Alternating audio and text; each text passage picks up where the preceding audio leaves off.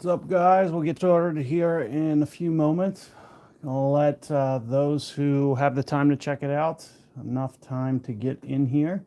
There will be, a replay available that I'll put inside the app as well for those that miss it and still want to see the content.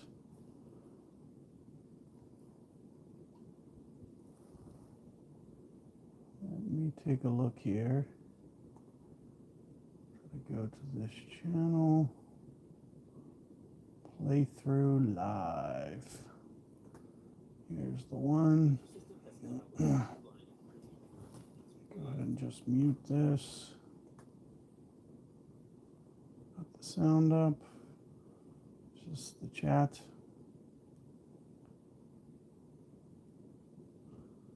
I think we're good. So I put it up on a second device so I can see the chat.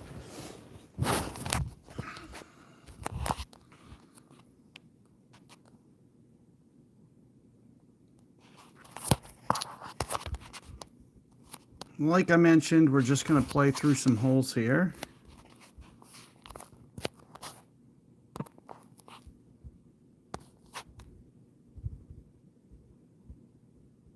So here you can see Ultimate Golf.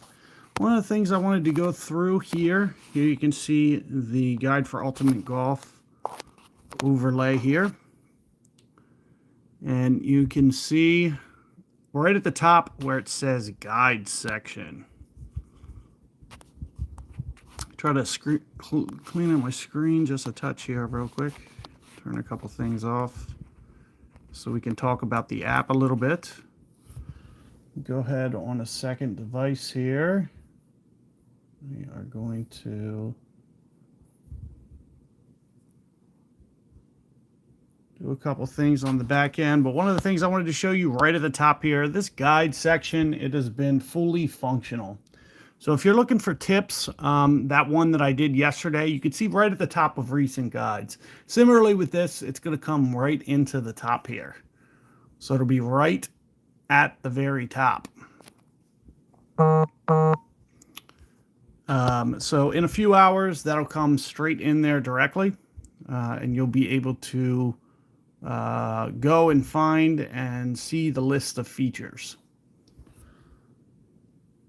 So right there at the top, recent guides, definitely full force there. Wind calculator, this is the new data. So this is some of the new stuff that is basically updated. So you'll see things like fusion. You'll see things like the Hellfire, for example. You'll see Bigfoot. I don't use Rattler, so we're just going to shift this for now. But as you shift them, what you'll see is ring spans will start to shift as well automatically for you. So it makes it a little bit easier for you to be able to watch. And be able to get through and use those adjustments a little bit easier. So let's take a look here. I want to see what's available for us to do some content for. Single round, Abu Dhabi. You might have to do that one. I'm not very familiar with Abu Dhabi. Torrey Pines, definitely familiar with Torrey Pines. Maybe we'll start with Torrey Pines. If there is comments or anything, feel free to post them in the chat. And I'll try to do the best that I can to check in on the chat and answer any questions that you guys may have. So if you do have things that you want to ask, feel free to, just post them in the chat, and I'll do the best that I can to answer those. So let's jump in here and do Torrey Pines. Mastery pins are going to skip. I'm still getting a little used to this myself. This new software. They moved around some buttons to accommodate the new pin feature. So even for me, It's going to take some work to learn. Now, I can see this is par 5. You know, maybe this is a good opportunity for us to kind of do a fusion shot. You have to keep in mind that the way that fusion is going to play topspin is going to be very different than the way that it's going to play backspin. So the ring adjustments are going to be different, is kind of what I'm mentioning here. I set up the fusion club to be more precise towards the backspin version versus the topspin version. So with that being said, a lot of times what you'll see is you'll need to do some overplays. So you'll need to do overplay here to get a reasonable estimation. But you can see here we're close to max. So I'll put on a Pro D1 as opposed to a +7 ball, even though this is still a +7 ball. It's a +7 with a little bit different rings. So you do want to make sure if you have Pro D1 on that you're selecting that. So like I mentioned, we are close to max club here. Something to the effect of this, right near max. It's giving me a value of 882, and like I mentioned, that's probably still going to be light. What I would typically do, maybe something a little bit heavier. Maybe something to the effect of this, +10 downhill. You know, you can play around with this. I don't use elevation much, but when I do use it, it's more for overplay. It's not for actual elevation. Elevation doesn't seem to quite play as much in Ultimate Golf as any other game that I've ever played. There are cases where it does, but sometimes it's more about the effect that the ball has, more so than it has to do with adjustment. So if I was to go 7-9 here, you know, somewhere around 9.5 rings, and then what we'll do is we'll just try to get this ball guide kind of pointed towards the hole in a good fashion. So something to the effects of this. And I'm not really up to too savvy on what this means for my let's turn a couple of these on, maybe some spans, because we're going to be using some of that in this. We'll turn on this as well. I think it's somewhere around this, like I mentioned, 9.5 rings, accounting for that overplay. And like I mentioned, I'm probably not as up to date with the way that the ball guide needs to look in terms of, is this going to be enough to get to the hole? Is it too much rollout? I'm a little, you know, out of touch with things, but let's just see, and we're going to go right around that 9.5, assuming a little bit of overplay for that wind effect and everything. Wind effect plus the fact that we're doing a topspin shot and not a backspin shot. So let's see if this is enough.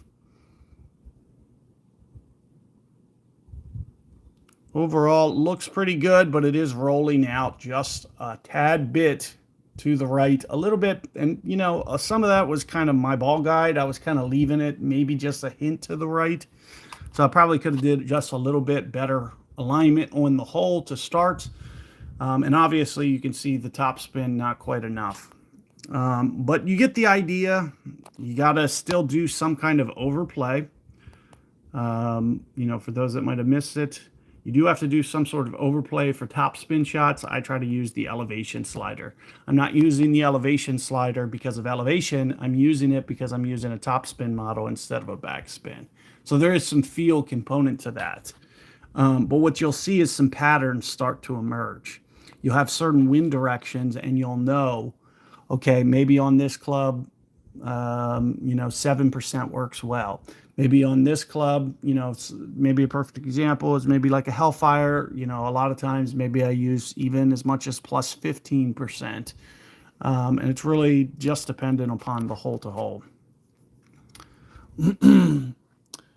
So if you want this to stay on the screen, first off, you have to have a Samsung device. There is the ability to use a Huawei. I'm not sure if I'm saying that right. It's the Huawei devices. It's like HUA WEI. They do have some compatibility to be able to do the same thing, but if you're not on a Samsung, then you won't have pop-up. But I can do it for you real quick. So I can put this back into full screen. And then what I do is I hit this left bottom button here, and you see that I have the panes here with that. And then I click simply on the dot at the top. As soon as I hit on that dot at the very top where the app is, open in pop-up view. As soon as I open in pop-up view, it comes on the screen simultaneously. Good, that's good. So if you have the Galaxy, that's perfect. You'll be able to do that. So like I mentioned, as soon as you have it in the full screen view, I can do it one more time real quick. We'll hit the bottom left just to see the different apps that we have open. We'll hit at the very top of the icon, where you see that icon at the top, and then we'll do pop-up view. Once we do pop-up view, we'll stretch it. You can make it as big or as small. I like it right around here to where it's not interfering with my wind, that type of thing. And then this center button collapses it. So you always have to make sure you hit that center button to collapse it. So good question there. Wind on top of the screen, not the pop-up thing. Okay. Gotcha. So for that display, you do have to be running the subscription version, and then you'll have to create one. So it's called Wind HUD. So if you haven't created one of these, and you're subscribed, of course, as long as you're subscribed, you can use a Wind HD. Otherwise, you just have to, keep going back and memorize the value. It's pretty easy either way. So 8.82, you just kind of memorize it, collapse, adjust rings. But if you do want it, it's the Wind HUD. And if I go to grids, for example, and I don't have a Wind HUD, I'll go to the plus sign. I'll go to the plus sign for a new match. And then I'll see down here, Wind HUD. So it's one of these options, kind of covered by that grid. But as soon as I click on it, it'll enable a Wind HUD to be created. But I already have one, so I'm not going to create this one. But yep, good question there. iOS, we're looking at probably, hopefully tomorrow. In the description, I do have that for you. So if you did check out, or if you can scroll to the description, there is some text that I wrote. There's also a direct link to the Android version. So if you haven't got it yet and you want to use the description, there's a direct link for the Android version, and it also says iOS hopefully tomorrow. They're always slower to approve things. They do have the cut ready to go, but there's just no way of knowing how. I don't know how backed up they are. It's really tough to know one way or the other how long it's going to take. But we're shooting for tomorrow. It could even be later today. Who knows? But I don't like to try to overestimate too much for people, because then they're looking for it. I will make another post and just let you guys know that it did come through. Now, if you guys want to see some other ball types, I'm pretty open to do maybe some. I don't know if you use more power 7s, more power 10s, like whatever. I can kind of just give you a little rundown. But one of the things that you'll want to make the most use of is counting your rings. So if I was to set this up, kind of reset my tool, we will put in the wind. I like using the wind direction arrow all the time. It definitely helps me play more precise. And then similarly, we're going to change. I like to use a lot of LightningRod. So a lot of this. And we're going to use a plus 10% ball. I usually use 7 is just standard. The ring adjustment's going to be very similar either way. Maybe we're talking 0.2 difference. But what I like to do is kind of play by feel and maybe use the plus 7 adjustment. But whatever you want to do is totally fine for you. Whatever makes it easier. And that's just like one of the things that I like to do. So as soon as I get to this, it's not going to be a 7.4 anymore. So it is going to reduce the wind down. So let's go ahead and equip this. I still got to get used to that change to where I actually equip things. So for instance, we're going to count down to the front of the fringe here. And this is just about setting distance. So if this is 10 rings, this is about 15 rings for max. We're going to try to land right on the front, not to get too close. Since we're pulling off the front, I don't want it to kind of short hop on me. So what I'll do is I'll set up at least a ring from the edge here. So this is probably about 15 rings for max, plus 10 ball, 3-7. 15 for max, like I was mentioning. So you'll see that right on this display. Hit the OK. It's going to give me an adjustment of 9.0. So like I mentioned, you know, sometimes you might see me use a +7. The difference is 0.1 rings. So it's very, very small. And so I wouldn't expect, you know, that 0.1 to make too much of a difference, because there's a feel component. If you always use the +7 ball, which you'll see me do, and I'm just mentioning it here just in case you ever see me using the wrong ball, you know, that'll be definitely a contributing factor as why you might, you know, adjust a little bit different rings than somebody else. But you can see I kind of keep that ball guide maybe just a tad bit short. I'm hoping it's going to stretch out a touch. Now, one of the things that I don't, at tournament balls, like, yeah, I can do that for the final rounds. Otherwise, Pro Ds, I do that very similar. So we're going to work through a little bit of both. So that way there's at least content for both scenarios.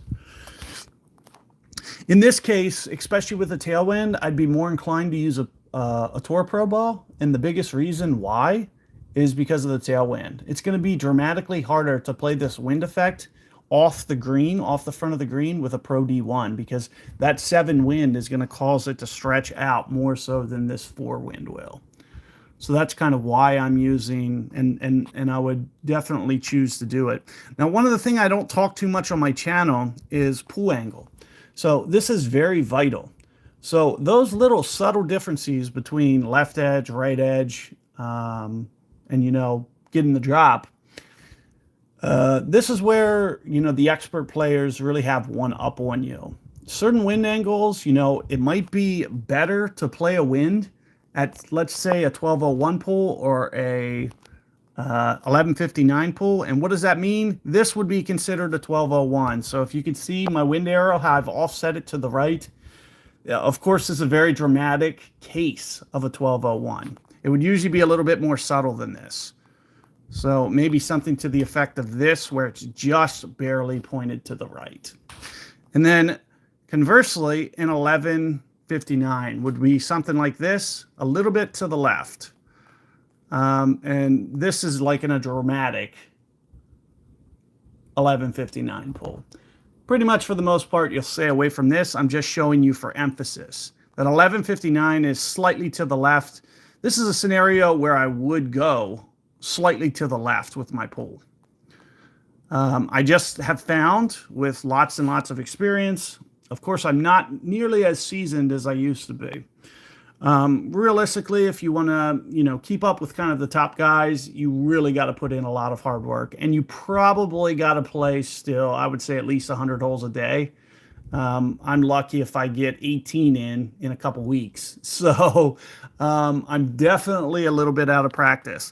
But with that being said, my little out of practice is still a lot less than other guys, just because I have that foundation started. But with that being said, there's still going to be some, you know, maybe some ball guide mistakes that I make. This is a perfect example. I don't know if this is going to roll out beyond the hole a little too much, if it's going to be left edge. We're just kind of guessing. But what we're going to do is we're going to take that knowledge and try to correct it next time, that type of thing. And that's the biggest piece of advice that I can give you. It's not necessarily about, you know, what ring app you're using, what data sheet you're using. It gives you a nice starting point. And of course, this new data, it's going to be the best data to give you that starting point foundation. You can see there's still a thinking component that the user has to make. And most notably, what have I done in this? How much is my ball guide going to roll out past the guide that's missing that I'm trying to account for? And then on top of that, that pull angle thing that I was mentioning. It's vital. Without that pull angle being just right, your shot's not going to work out. And, you know, certain wind angles, a 12 o'clock pull might not be the best, because what it does is it might make you miss right edge every time. So it's one of those things that you just really got to dissect. And let's just do this pull real quick, see what it looks like. Almost 9 rings.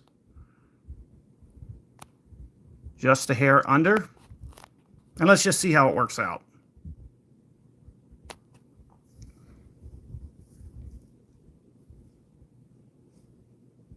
So as you can see, alignment looks good. We're just a hair to the left though. Just a hair. You can see, if anything, I needed just a tad bit more backspin. Like I said, this is where I knew I was going to be sloppy. But what you can see is that starting foundation. You could see our alignment. The ball landed left edge. So we just needed, and maybe had I pulled right at that, you know, kind of right where, a couple different ways, like we mentioned, to do that. Let me go ahead and see if I can restore this. Oh, great. Just doing this again. I timed out. I ran out of time on my subscription. I have a very weird subscription. I only have a half hour. So it definitely makes things just a little complicated. So I got it updated on that device. Sorry, I was trying to do, I was doing two apps here. I was not trying to run this ad, but it ran anyway. I was trying to get this sorted. It didn't fix for whatever reason. Having a little bit complication, like I mentioned. My subscription level is super weird. I have to be in both, so it creates compatibility issues, what you see on my end. So we'll just do it like this. Of course, we're back in. I can't get that subscription to sync back up right at the moment, and we're not going to deal with it too much. We're just going to move on to the next hole, and we'll take a look at that one. Like I mentioned, biggest issue we had with this shot was more just maybe just keeping the ball guide just a little bit too stretched out. It should have been collapsed just a tad bit more. Our landing zone was good. We wanted to land on the front there, just like that, to where it didn't hit the fringe. So that's one of the biggest tips that I can tell you guys is you definitely want to make sure, if your surface that you're aiming on is the green, you want to make sure you hit that surface. That's a very vital concept. So when you're pulling off that green, you got to make sure you're not, you know, short landing it, stuff like that. And that's one of those big reasons that I put that ball guide up, you know, at least a full ring on, so it doesn't try to short land on me. Crosswinds, you know, I sometimes dislike crosswinds. Let's see if we can get a few. Other times I, you know, really like those crosswinds. What I like about it is I don't have to worry about that ball guide. The compression and expansion. So in that example, you can see the ball guide stretched out on me. In a crosswind, I might have made that shot. If same land zone, if it would have, it wouldn't have stretched out that much. It might have caught the hole, and gone in. So the ball guide that you see plays a little bit more true. So that's one way to look at crosswinds as an advantage.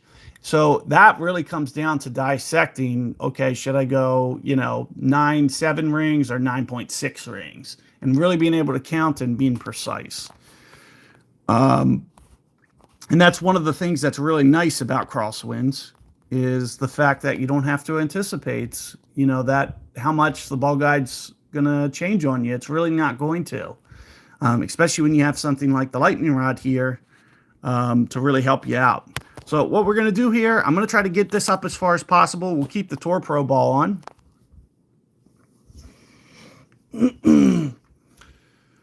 This is a perfect example of a wind where you'd probably try to get it up as far as possible. The advantage to getting it up as far as possible, the next shot becomes more holeable. The more you stay back, and, you know, these two winds specifically, this would have been very hard to hole out with your Pro D1 ball. Not impossible, but it would have required a definite, much harder approach. So what we're going to try to do here is we're going to change up some things. I'll come in here. We'll put Bigfoot on to extend our range so we don't have, you know, like 5 rings to play with. We'll do that.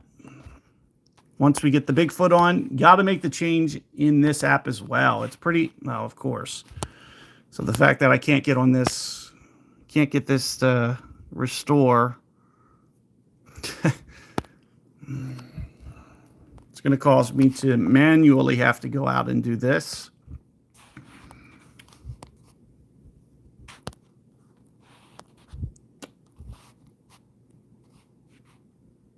So now we got the B52, the Bigfoot on. We'll try to get that subscription back up here momentarily. We'll do 3.9. Of course, I like to use the wind arrow. Definitely helps me with my overplay and stuff like that. So 266 at max. Of course, we're not at max, so it will change slightly. What was ring span on this? So ring span was showing 11.2. And we're just going to go for max. We'll count down. Looks like I lost my grid as well for some reason. Try to go retoggle that on. So this is about 5 rings for max. That's what we'll input here. Something to this effect, 263.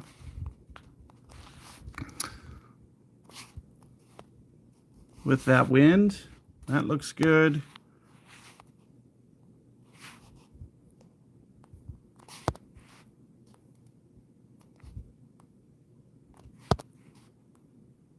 Like I mentioned, this is probably the sloppiest part of my play, is trying to figure this out.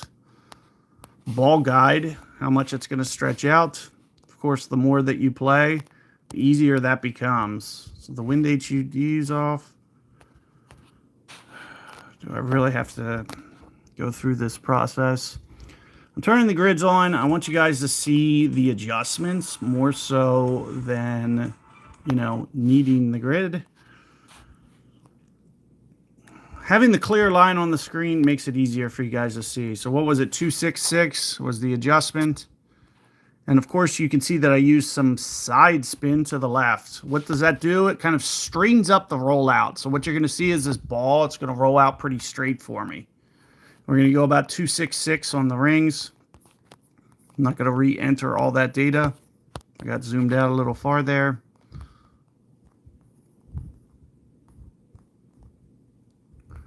Same thing like I mentioned on the last hole. Sometimes the most critical thing that you can do, one of the things that I don't have on, that I'd like to have on though, is I have 1/10 of a ring. So ring into tenths, we'll turn that on for you guys, because I really like to be able to position this to where you guys can actually see my counts. It makes it a little bit easier visually, so you guys can learn and see a little bit better those spots. So what I'm doing is I'm taking that last ring, I'm dissecting it into 10 components, and then I'm pulling right in between, you know, as best as I can, in between that 2.7, 2.6. So let's just go with this, see what it looks like. And again, like I was mentioning with the ball guide compression here, we're just trying to figure out, you know, how much it's going to compress. And you can see those bounces, they're all straight. That's the reason for the left spin. So this is one of the easiest ways to kind of keep the ball to hold its line. So you can see what we did with the ball guide. Like I mentioned, there's still going to be some compression component there. So we got to keep that ball guide a little bit longer than we would alternatively. And you can see in that scenario, we're able to get that one. I also really do like the headwinds, a lot of control. Tailwinds are probably, you know, you're mentioning crosswinds. For me, tailwinds are by far the trickiest. The last hole was kind of a perfect example of that. What you see happening is that expansion of the ball guide makes it really hard, especially the hardest club in the game for me in tailwinds is short iron. what happens is you might see some ball guide that where it's back spinning on like a Spectra 8, and then the tailwind will take all that effect off and it'll just stop on you. So it really makes it to where you have to almost land on the pin to make a tailwind. And like I said, that's probably the most extreme cases for this game is probably the short iron is the toughest. The very toughest for a tailwind. And that's one of the reasons that I believe a lot of guys try to skip short iron if they can. And we're going to talk about that a little bit on this hole. So why don't we go back? We'll do a Pro D1 in this case. If I can find it for you guys, we'll equip it. And that's exactly what we're going to talk about. Of course, I think it's important that you're able to be able to hit short iron shots. You still have to have some mastery of it. And the reason being, you might accidentally put yourself in that range. You're not going to always drive your drive to perfection. So with that being said, if you're shooting for certain distances, you might still wind up in, short iron range on accident. So one of the things that I wanted to show you, this line that I have here in relation to the hole, that's like Bigfoot. So if I wanted to go to Bigfoot range, I'd try to get my, shot right inside that last line to the left.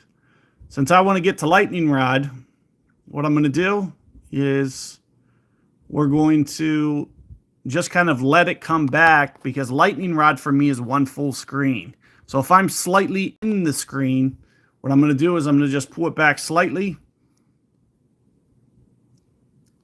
So that way it doesn't roll out and the wind effect doesn't take it outside of one full screen. So like I was mentioning, one full screen for me is pretty much max LightningRod. And you'll see that right here. Oh, no. You can see I'm still on Bigfoot. But what I like to do is I like to stay, 15 rings for max is kind of like my ideal, just so I don't go long. So you'll see that that's kind of what I did here. There's 15, here's 20 rings for max, and this is probably more or less the setup that I would do. I like shooting a lot of LightningRod shots.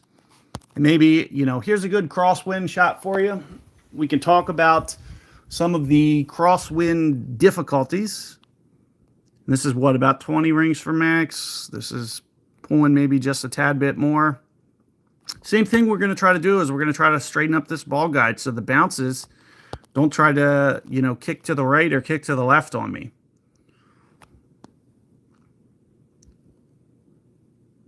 And like I mentioned, one of the things that I like about this is I can rely on the ball guide. I don't have to worry about it really changing too drastically on me. I'm thinking on maybe about 21-ish rings for max. With that in mind, I do want to make just a point. I want to raise an important point here. Let me go back. I'm going to see if I can get this subscription back on now. See if there's been enough time elapse. So that's what I'll try to do as well. You can see it really complicates when I can't even get my cut to behave the way that it should. But like I said, it's because I live in kind of that environment in between the two. It doesn't look like I can refresh it yet. Unless it did it all right. Did it do it? It looks like it might be doing it now. So just like that, it pops back on. Like I said, since I live in two different, I live in both free and sub.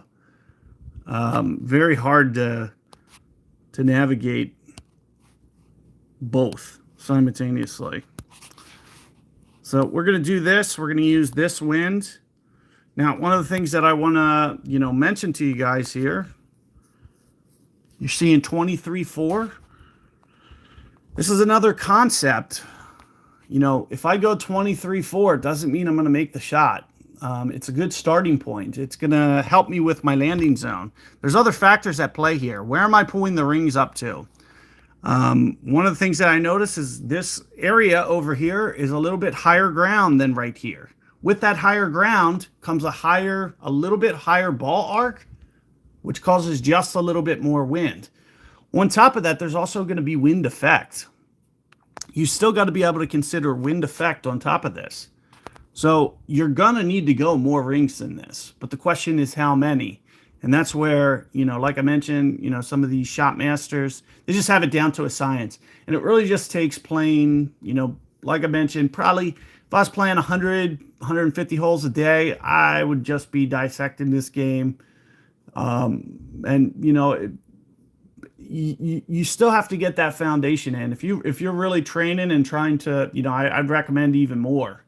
If you're trying to play catch up, and you really don't have, the greatest course knowledge, maybe even doubling that into on 300 holes a game, you're just going to learn those nuances that much faster.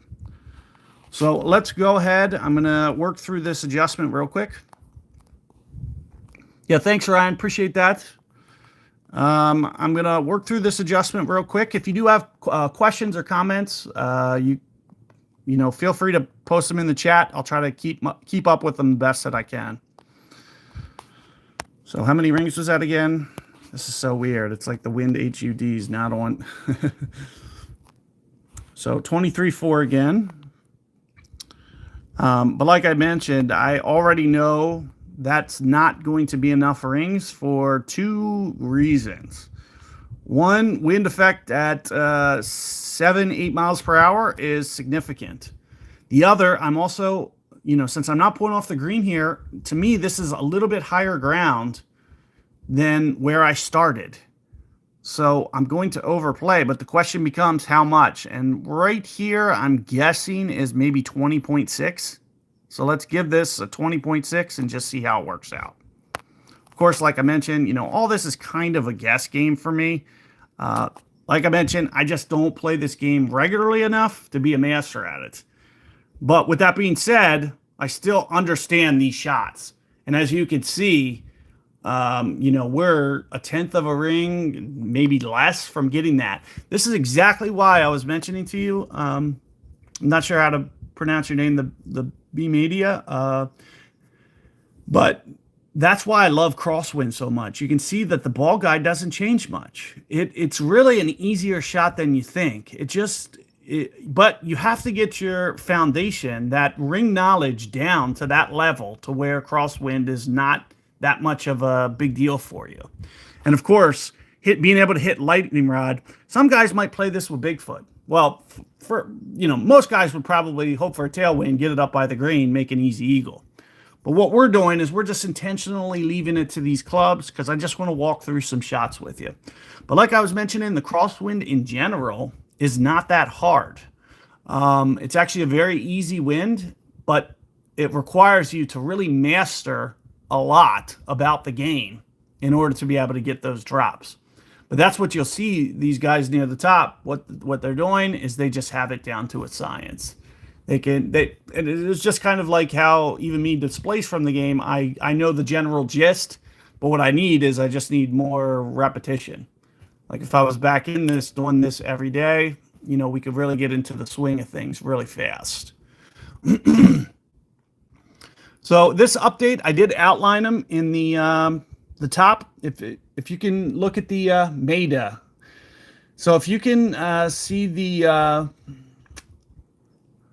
description in the like right below where you see the video feed, if you're able to pull that up, there's a little blurb there that says that it's mostly for max data stuff. So like Fusion, Bigfoot 10, LightningRod.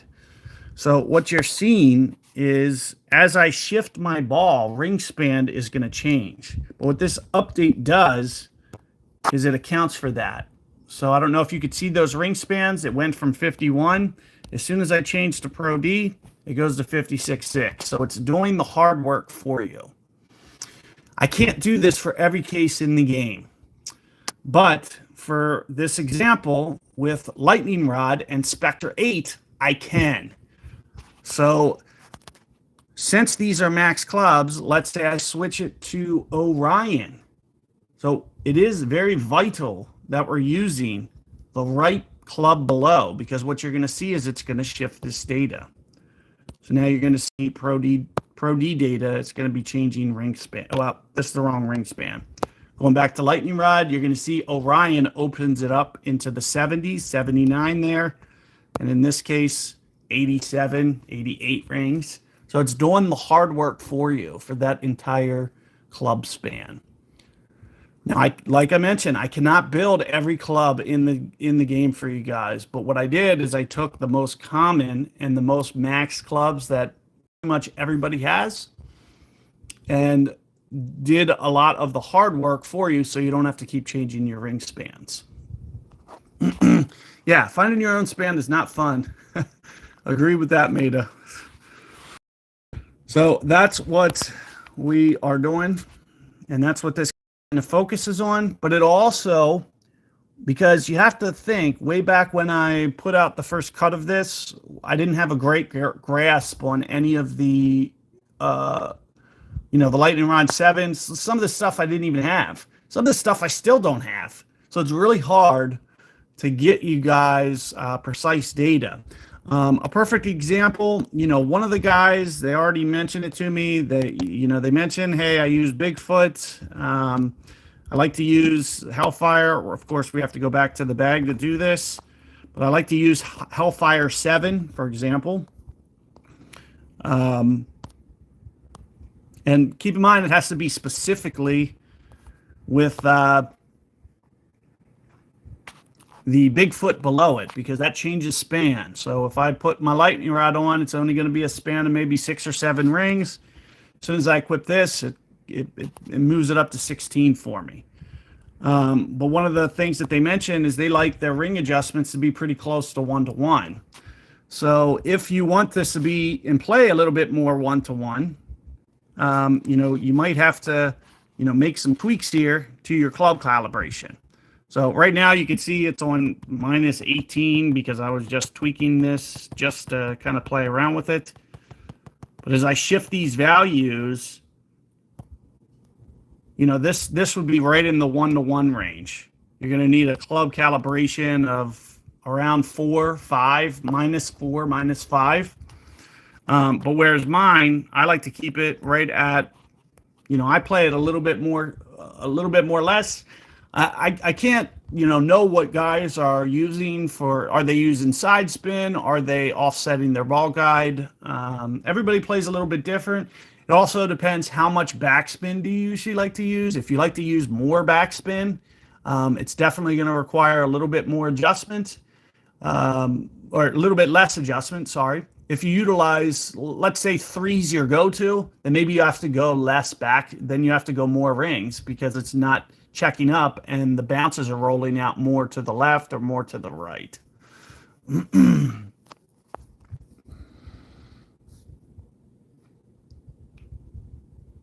So you won't have to clear out ring span data. What it's going to do is it's going to take exact cases and it's just going to update it for you. So for instance, if you're using Hellfire 7 with Bigfoot 10, it's just going to write over your data. It's going to not alter anything that doesn't fit an exact match. Let's say you still have Bigfoot 9. This update doesn't even touch your Bigfoot ring span. So this is mostly for the max clubs, like for the guys that need something reliable for when it's always, I'm always using this Bigfoot 10 and I'm always using this Orion 10 below it, just because they're never going to change. They're never going to level up. So this cut primarily focuses on those. And let's just say you have another combination, which the update didn't affect. It's still going to store that data for you.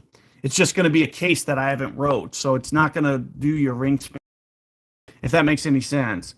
So basically what I'm saying is if I had Orion 8, for example, with my Bigfoot 10, it's not going to have a case. It's going to, whatever you had stored for that ring span, it's going to stay. You could still utilize that. A perfect example. So what some of the guys did is they have, and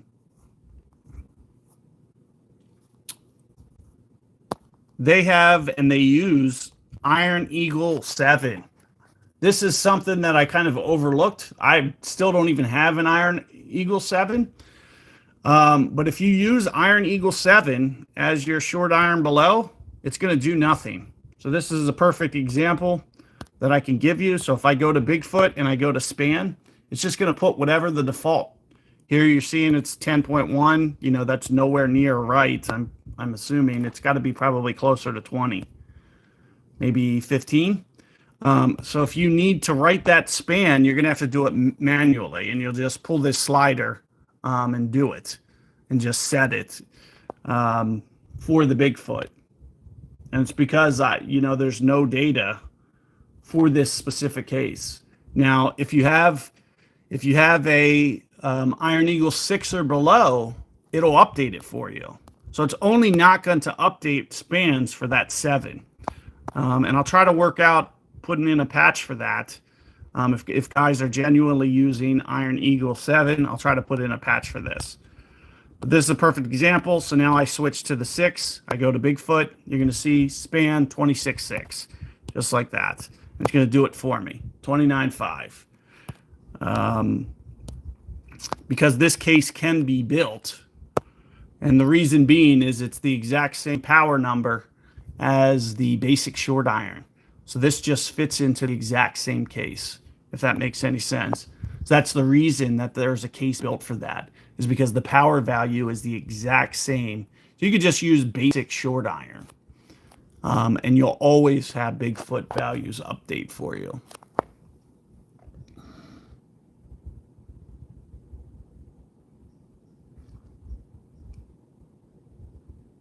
Yep, gotcha. Yeah, so if those didn't change and you're on this cut, that basically means that there's not a case built for that exact combination you're using.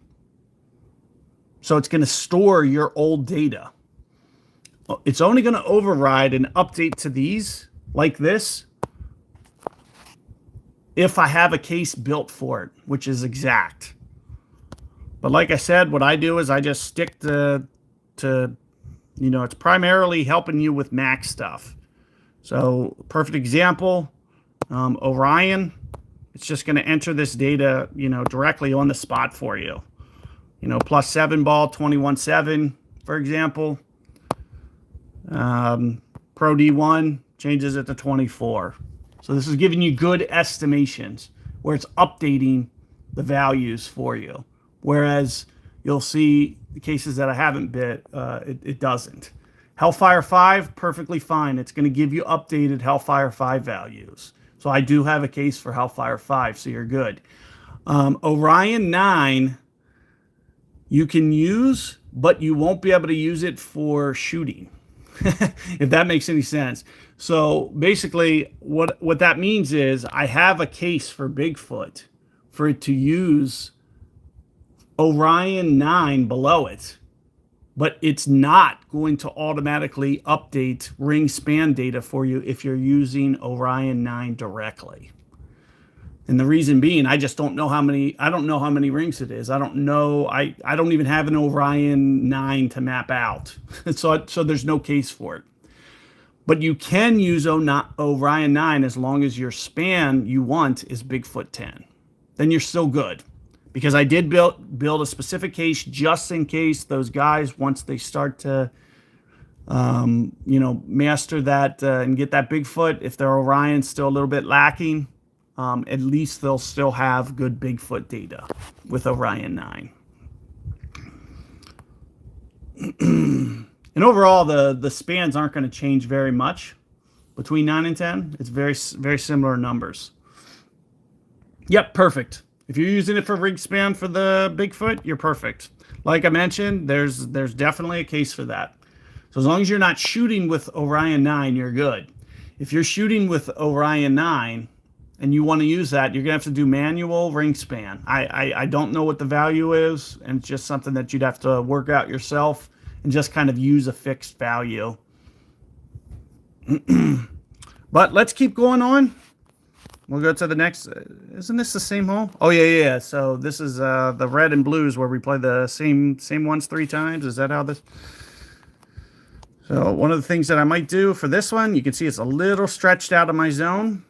So maybe going up to a tour pro ball here extends it. That's what we want. We want a little bit larger span so we can get this hole to drop. So 3/8, just like I mentioned. Oh, not again. See if I can trigger this. Might not be able to. No existing purchase. Of course not.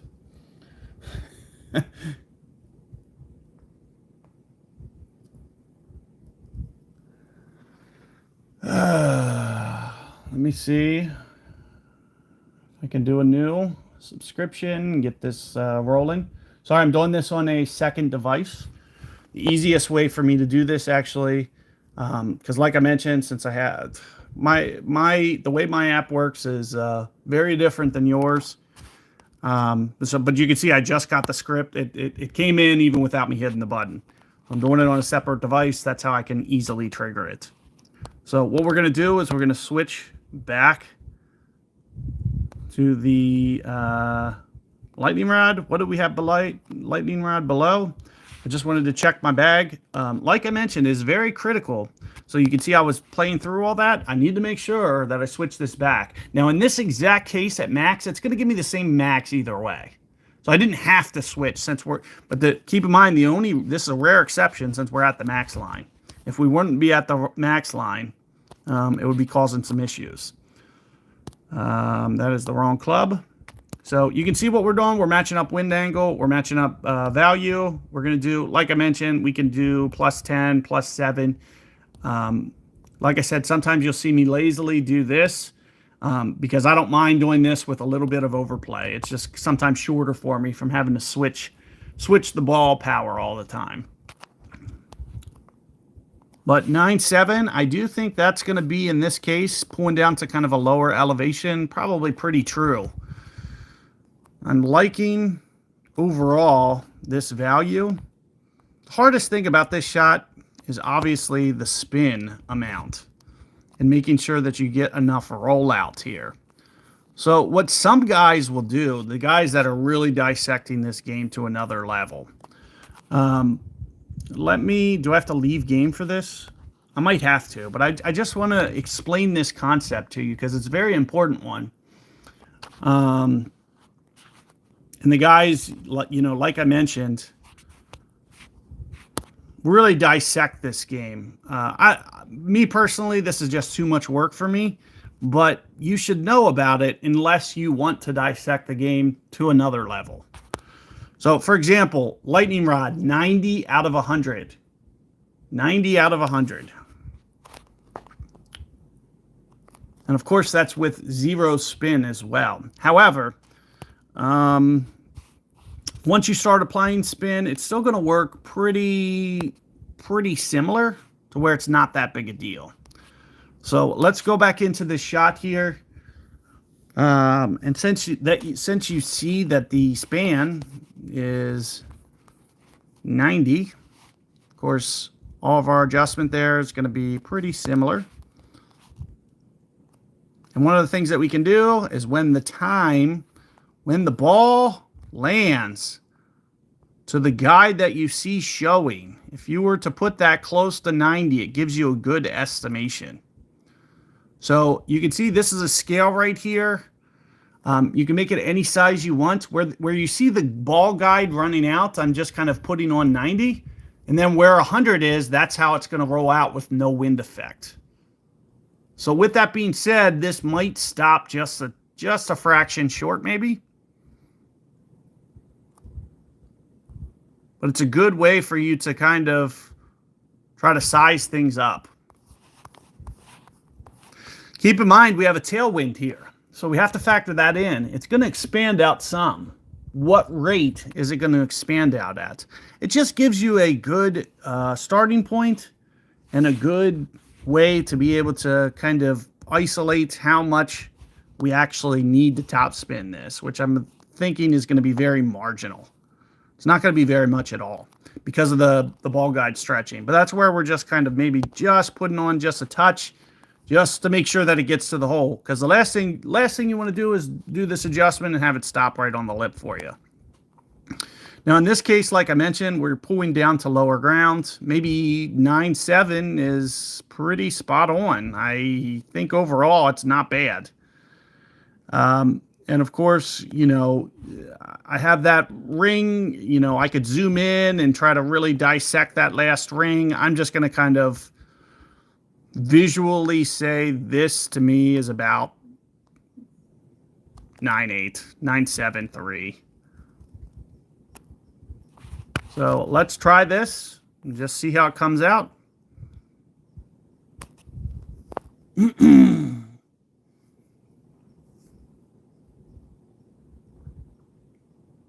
Maybe just a hair light, but you can see that gives you a good kind of idea of the way the shot's going to play out. And I just needed one more tick mark, maybe just a hair more left spin to kind of straighten. So that's why I utilize that left spin in a shot like that, because what I want the ball to do, I want it to roll straight. I never want it to break right.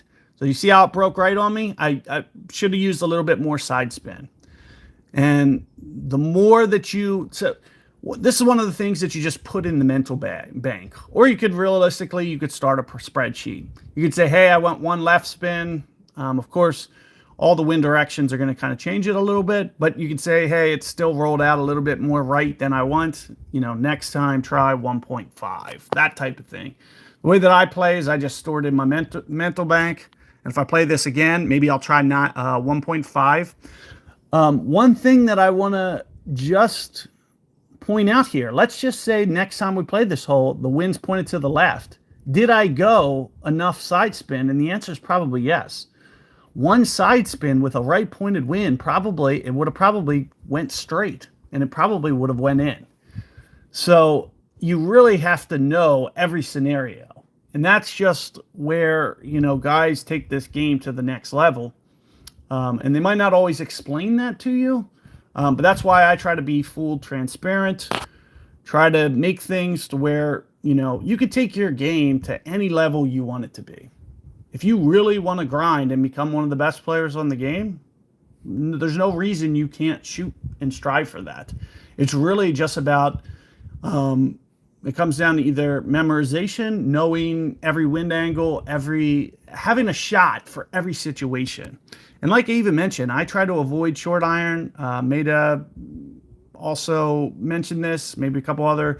With the short iron, it's not a very good distance. Yeah, you still got to have that in your repertoire. So realistically, you might accidentally wind up in a short iron range at some point to where the shot, it just logically makes sense. Or maybe it's on a par 3 or something.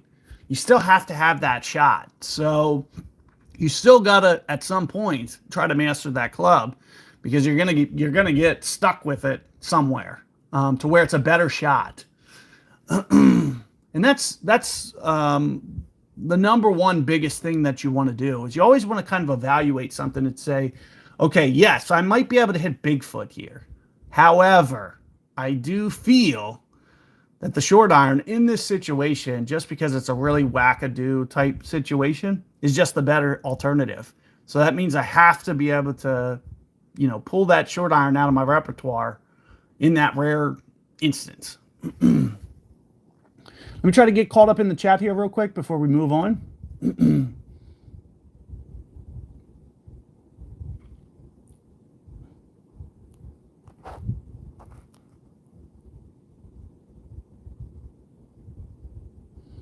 Yeah, so with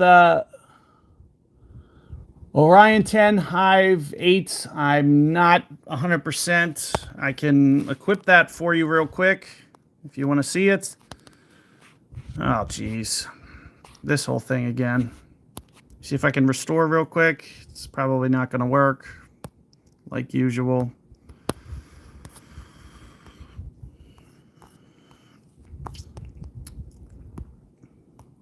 So we'll equip this real quick, and I'll just show you what I have for the data. Of course, I think it's dependent upon ball power. 7 plus 7 is 49 I have. Pro D1's going to shift it to 55, give or take. Plus 10, still 49. Let's see if it goes down.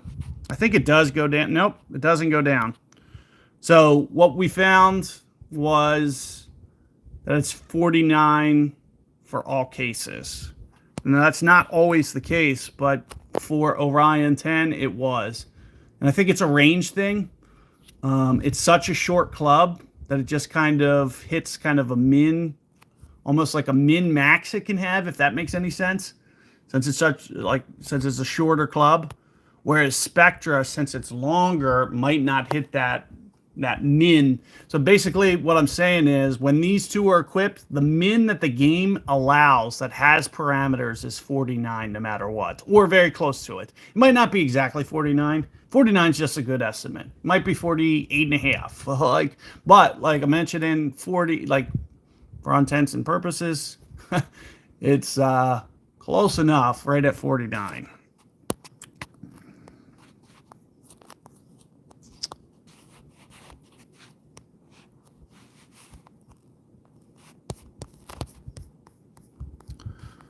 So we played this last time with the Tour Pro. We did make it.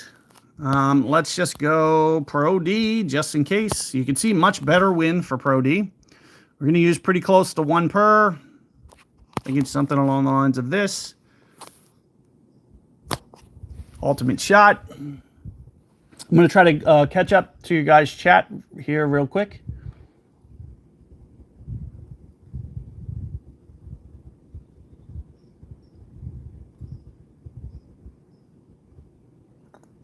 Max spin and irons and woods, definitely agree with that approach. Of course, there's always exceptions though. Really large hills, for example. Bigfoot, really tough to use full backspin on a big slope. That's always something where I'd try to lean more towards the lightning rod shot, but you'll find sometimes the hill's so severe that you might only want 1 or 2 bars of backspin or even a lightning rod if it's close to max. There's some par 3s that I've seen that happen. So definitely something to consider. You can't always use the full backspin approach. Keep in mind when you, and here's another thing that I probably should have factored in. You remember that last par 3 that I missed? I didn't utilize full backspin. Since I didn't use full backspin, that adjustment was probably no longer valid. So where I went, whatever it was, 979, somewhere in that range, 973, I probably should have gone an extra, and that would have gave me the drop. And the reason being for the extra is because I'm no longer using a full backspin shot, so my ring data, the ball guide is stretching out more. It's shifting. So you'll see that the ball guide bounce 2 and 3 and 4, they're kind of getting more wind effect than they would have with max backspin. So with max backspin applied, it kind of keeps the wind effect from pushing that much more to the right. So with the no backspin, I should have added 1/10 of a ring, and that would have gave me the drop. So that's the easiest way to kind of look at that. But I still like I mentioned, I would have probably liked to have still tried to put more side spin to the left there, just to straighten out the overall roll, so it wasn't breaking to the right. So I would still use, maybe just a little bit more side spin, re-straighten it up, and then after I re-straighten up the ball guide, just go an extra 1/10 of a ring. And that would have made all the difference. Hopefully that makes sense too. Because there's a lot of things that you have to master. There's so many different situations, and like I said, leaving out that one little fact, that's like, doesn't matter what ring data set I'm using, nobody would have gave you, go exactly this much in that wind, and it's definitely going to work out every time. There's hills that are involved. There's pulling off the green to a lower, all this stuff. This might be a perfect example where we might have to pull off into the sand. Pulling off into the sand is going to make this adjustment definitely harder in the event that we have to do it.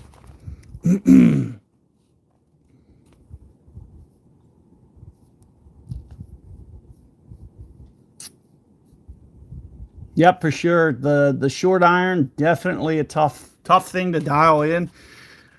The biggest problem that I have with short iron meta is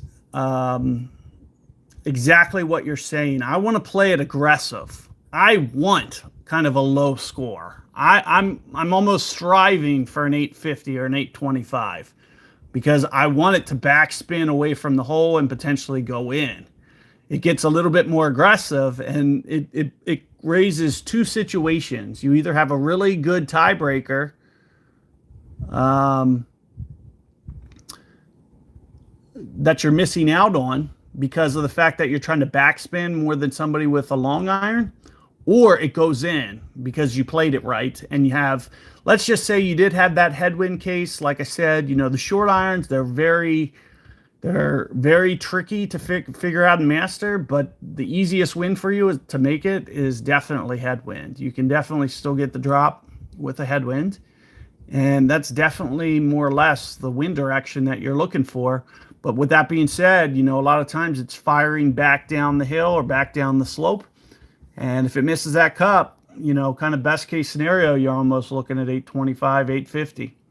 It's a risk reward type thing though, because you could even argue if you were to master short iron and if you knew that that wind was coming headwind, that's the thing. You don't want to get caught in that situation where it's not a headwind or not a crosswind. Tailwind is really tough on short iron, and it's marginally easier with long iron.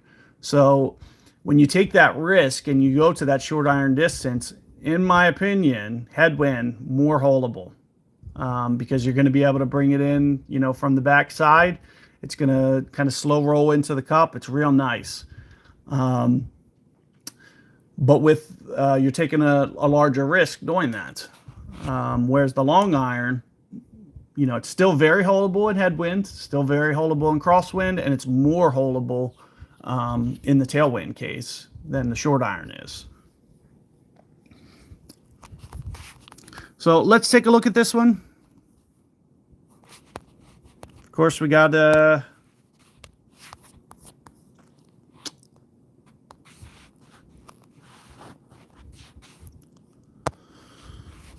one thing I do dislike about the new club change is when you tap on something, you know, you can't directly go to it.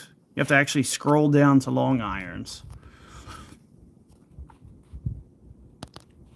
So we are back. We're getting our bag back to normal here. Pro D 7.3. We're going to utilize some of the wind direction.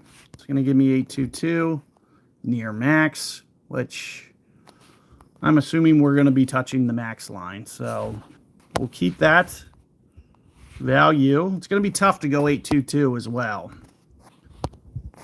Not going to be an easy adjustment. Now, typically what you'll see that I'll do is I'll try to land on the green for shots like this. So hopefully that's the approach that, you know, you guys have also been taking. A little bit more reliable surface. That's kind of what we're going for. We're keeping the ball guide through the hole because it's going to collapse down. We're going to try to go the 8 rings that I mentioned. I might keep pull angle into consideration. So instead of being pointed exactly at 6, I'm going to stay a little bit, you know, 559-ish. If you can see it just slightly offset. The perfect example of where you don't want the ball to land short on you, for sure. But we're very close to this max line, so I'm pretty much going to stay true to that. And then you can also see we were very light on the adjustment. So we're going to try to do a full curl shot as well. It's probably still... Now, I don't think that great ball is going to register. I don't think I was too late on that timing. Yeah, still to the right and a little bit through the hole. I was hoping since we were going to be really close to max that it would check up. I'm just a little, you know, off on how much the ball guide needs to be, you know, restricted for shots. But my alignment's pretty good. So proof of concept definitely looks pretty good overall.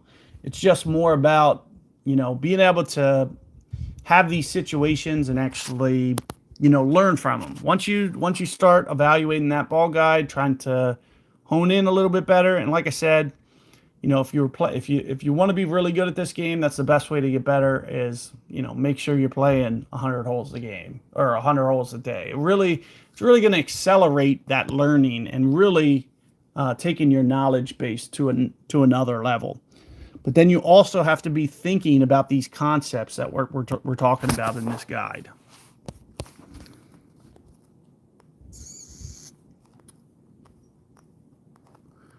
So here we go.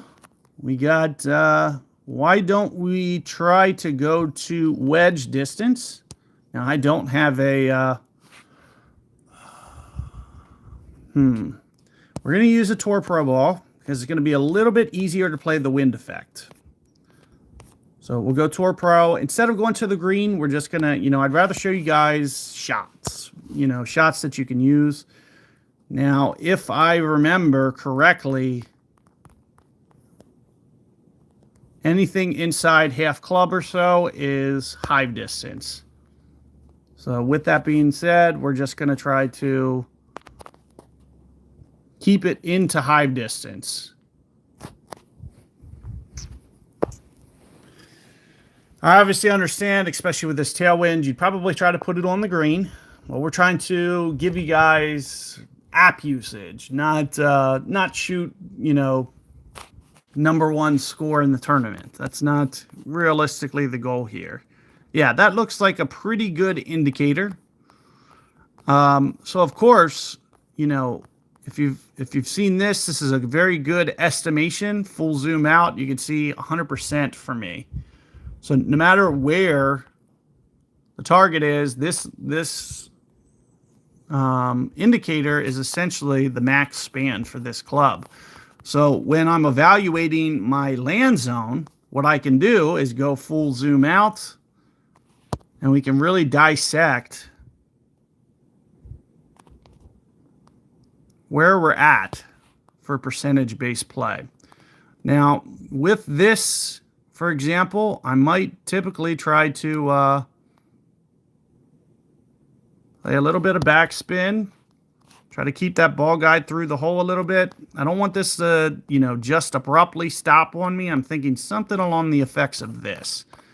So, and then I can re-zoom out, and since this is standardized, I can get a nice estimation for what we're talking about. It looks visually maybe 88%. Keep it in mind, we're going to be pulling rings up here. Where is this? It's above ground of where this is. You can see the slope. So you can see that slope. If I put it in this, you can see that ground is higher than where I'm at. So 88 is definitely not going to be enough. So whatever the adjustment gives you for 88, you're going to want to increase. Of course, you cannot use wind direction effectively for this. You have to play this more feel than anything. It's much too complicated of a club. This is kind of in the realm of short iron difficulty, where you really have to be able to memorize ball guide changes and really understand how much it's going to collapse, because it's more than other clubs. It's more than my LightningRod. It's more than my Bigfoot. It's even more than short iron.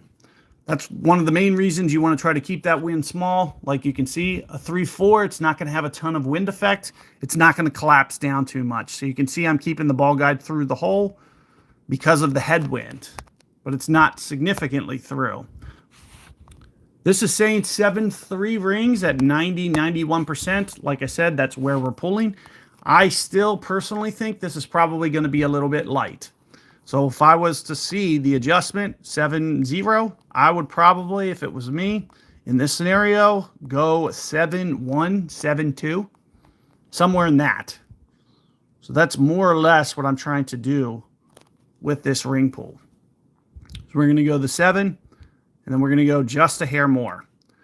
And for a variety of different reasons. One being, this area that I just pulled to is higher, and you can see it here. Where I just started from is down here. This is higher. So it's raising your shot arc. Since the shot arc's raising, you got to over adjust. So hopefully that makes sense. Let's go for it and just kind of see how this works out. Great shot. I don't think that's going to come into play. And right into the cup. So you do have to, always be thinking on your feet. If that was a 5 wind, keep in mind that probably wasn't enough. If it was a 6 or a 7, Pro D1, that would have deflected so much more to the right. You would have needed at least another 1/10 of a ring. Plus, on top of that, you would have pulled even higher ground. So it's kind of like a magnifying effect.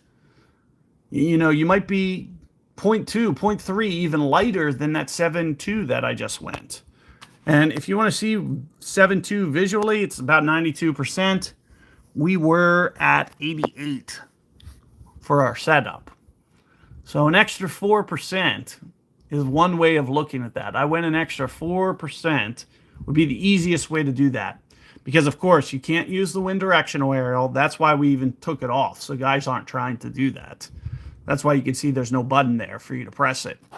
Because we don't want guys thinking, oh, yeah, this is going to give me accurate data if I use it. It's not. I can tell you flat out there's no, and it would be so much work for me to put in to really, be able to account for every situation. It's almost an impossibility to create for people. So it's one of those things that you just have to use that logic and everything that I just kind of sounded out if you want to really, really be able to master that.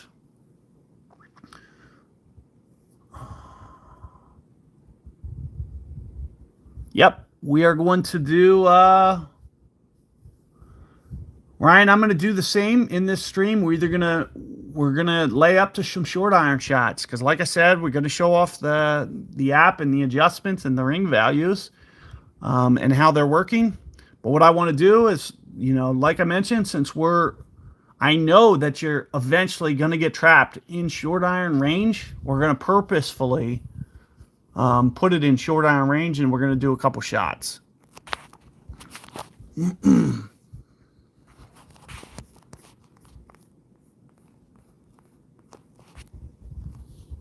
Thanks, Ryan. Appreciate that. Just keep in mind, those are the type of things that you have to be thinking about for Hive. That Hive is just, it's probably harder than short iron is realistically, just because, but it's more masterable. So it's kind of like split. I think a Hive shot is harder than a short iron shot, but it's easier to master the wind effects of Hive 8 specifically because there's so much ball guide, and situationally you're closer to the hole, so it's a little bit more holeable. But as a club, it has way more variance. You're going to see say that was a 7 headwind or a 7, 430 pointed wind. It's going to be very hard to hold that shot with a Hive. You almost have to bring it in maybe with, from the back side and try to back it up into the hole, because trying to bring it in the front like I just did there is going to be a lot tougher to do near max. And you can see the reason I didn't do that back type approach for that shot is because with that hill and everything, if you miss, it's kind of like we mentioned about the short iron. Best case scenario, you're looking at 800. And that's probably best case scenario. If you miss that coming back, it's going to, really try to shoot down that hill.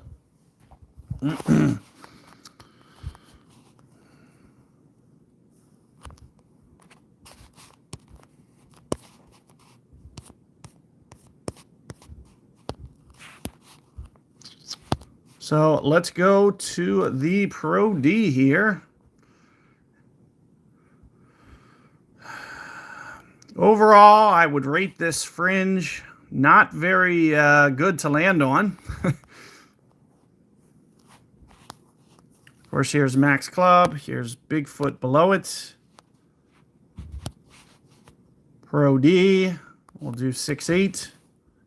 We'll do something to the effect of this, and we'll count down for max, more or less. What's that, 5 rings? 5 rings, more or less. Oops, we're in the wrong menu.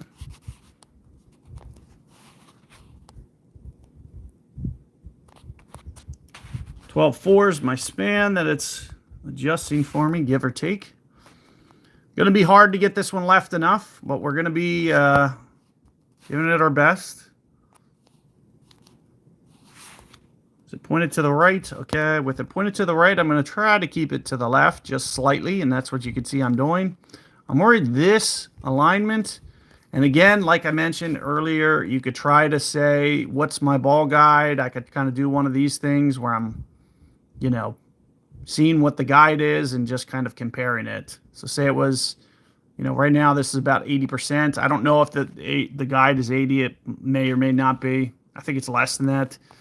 But that would be one way for you to try to get this a little bit more of a dialed starting spot. But what you do want is, you know, that the ball guide's going to stretch out. So if I can see, you know, it's around here, I got to just kind of judge, is it going to roll out 2 rings? I think in this situation, it probably will. Especially with the tailwind. Keep in mind, that's going to stretch it out some. 460, another thing you have to consider, we're going off the green. This is a very difficult ring pull. So it's not the easiest scenario. What's going to end up happening? You move to lower ground, it's going to short land on you. So you got to come and adjust for that. So let's go the 460. And then on top of that, we're just going to kind of pull up just slightly. Now, how much to pull? That's another question that it starts to become. I'm going to try to do maybe 0.2 in this case. It's going to always vary because ring size always changes. So as you grow with, you know, your Hellfire or Big Fire, as you shift or as you gain accuracy, you have to keep going more rings because it gets more precision. So the more precision something has, the more you got to push up. So let's give this a go. I don't think the great ball is going to come into play there. Of course, we're giving it a nice run, but it still needed just a tad bit more backspin. You can see overall, not too bad. Like I mentioned, especially for me playing, I don't know. You know, maybe I've played 18 holes in, you know, 2 or 3 months. So it's like for me to just come on and be able to do that first time. You can see I at least know what I'm doing. It's just about, you really got to be able to have these scenarios and just really start to refine them, because I'm just not as sharp as I would be if I was playing 5-6 rounds a day. And that's kind of what I would suggest is kind of like the minimum. If you're really trying to get to a higher level, that's kind of the minimum that you have to do in order to get to that point to where you see some of these other top guys. Is you'd have to be putting in that minimum, you know, and the more holes you play, just the more you start to understand those situations and everything. So what's this? Hole 9. You know, another shot. Why don't I just go ahead and finish this up real quick?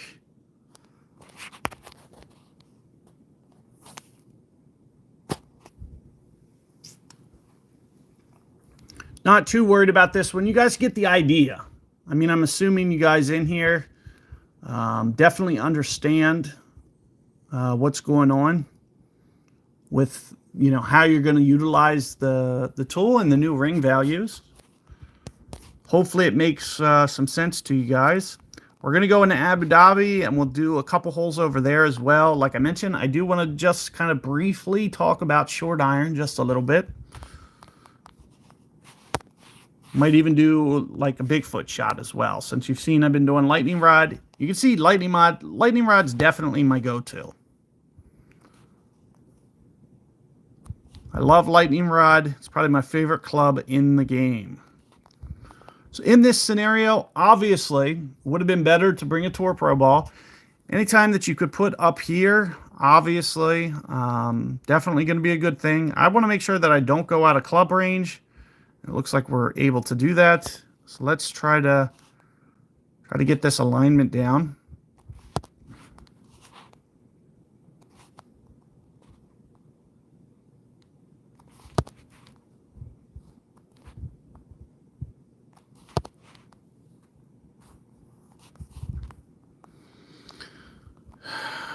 And of course, this might not be, you know, something, I don't know if you guys always stick with Hellfire or what your strategy is. Of course, you can go play some other clubs.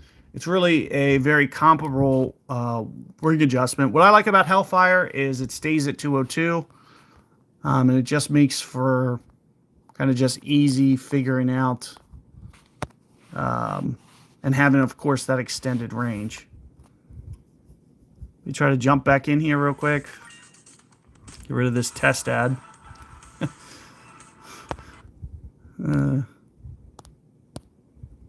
Let's go. We're about what, almost a little bit inside 2 per ring, something like that. And we'll do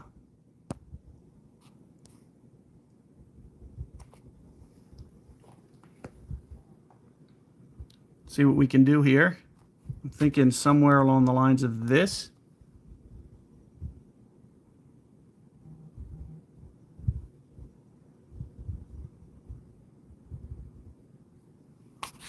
And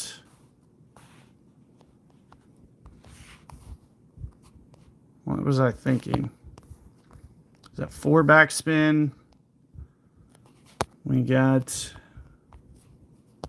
463. Of course, my grid went away.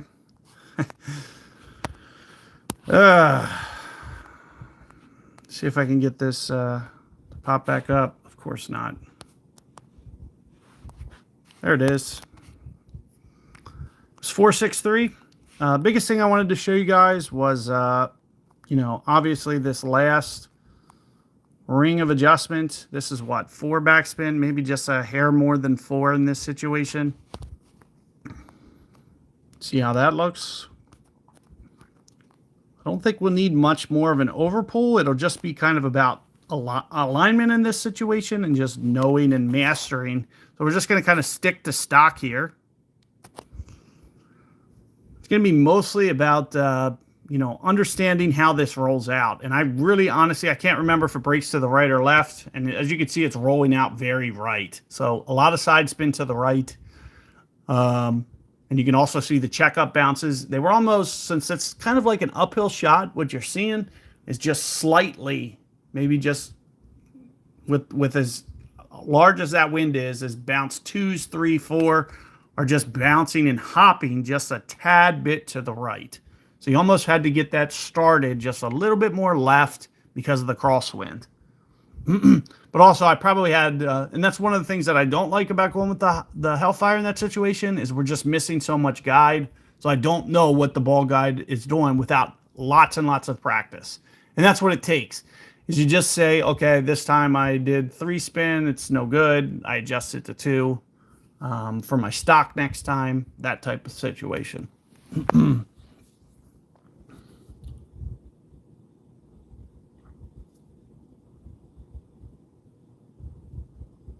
Yep, that's a good,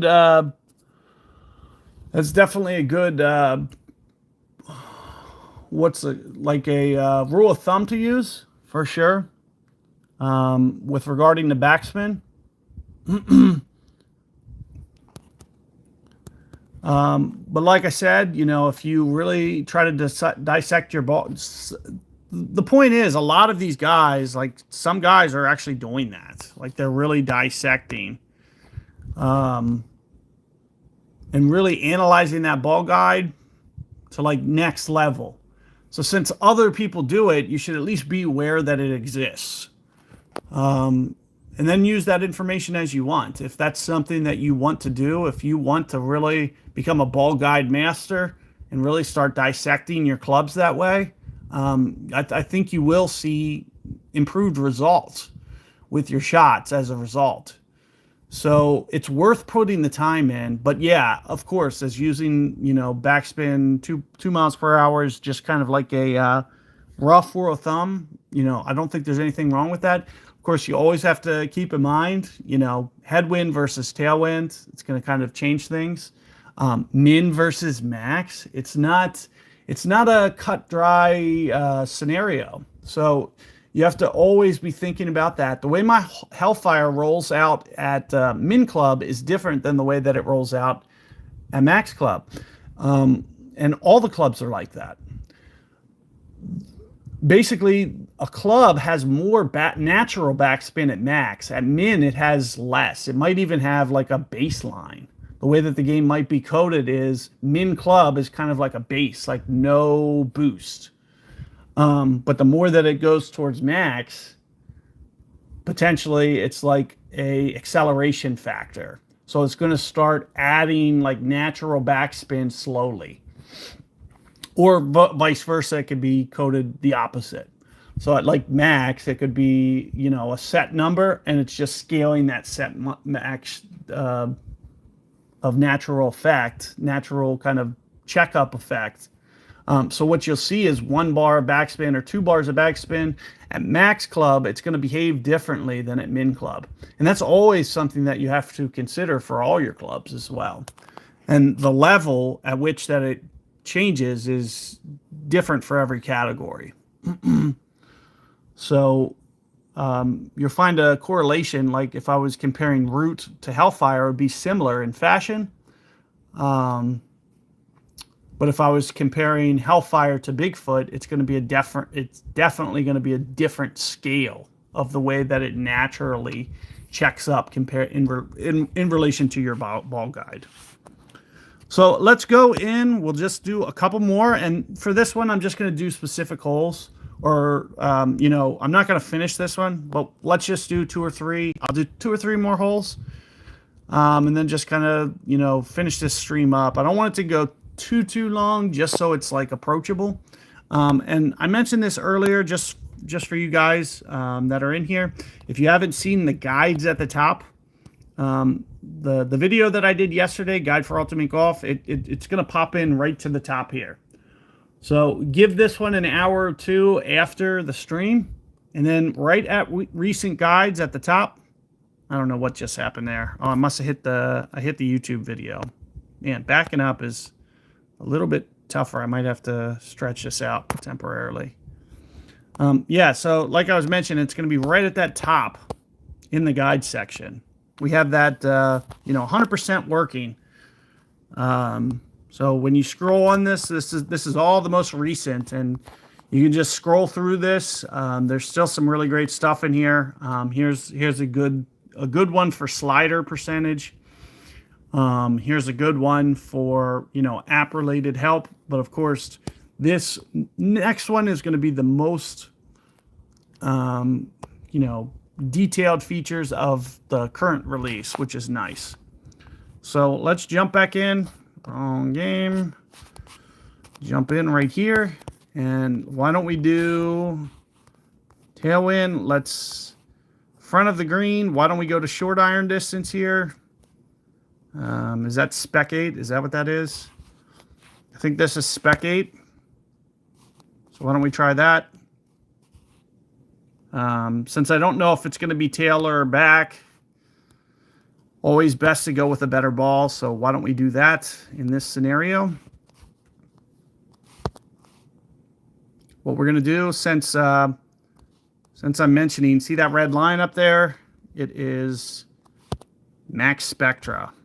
So what we're going to try to do, I usually try to stay close to max. It's kind of a concept, what I just mentioned to you guys when that last, what I was just talking about, natural backspin versus min versus max. For me personally, I'd rather have that full backspin effect. And the only way I'm going to get that is close to max club.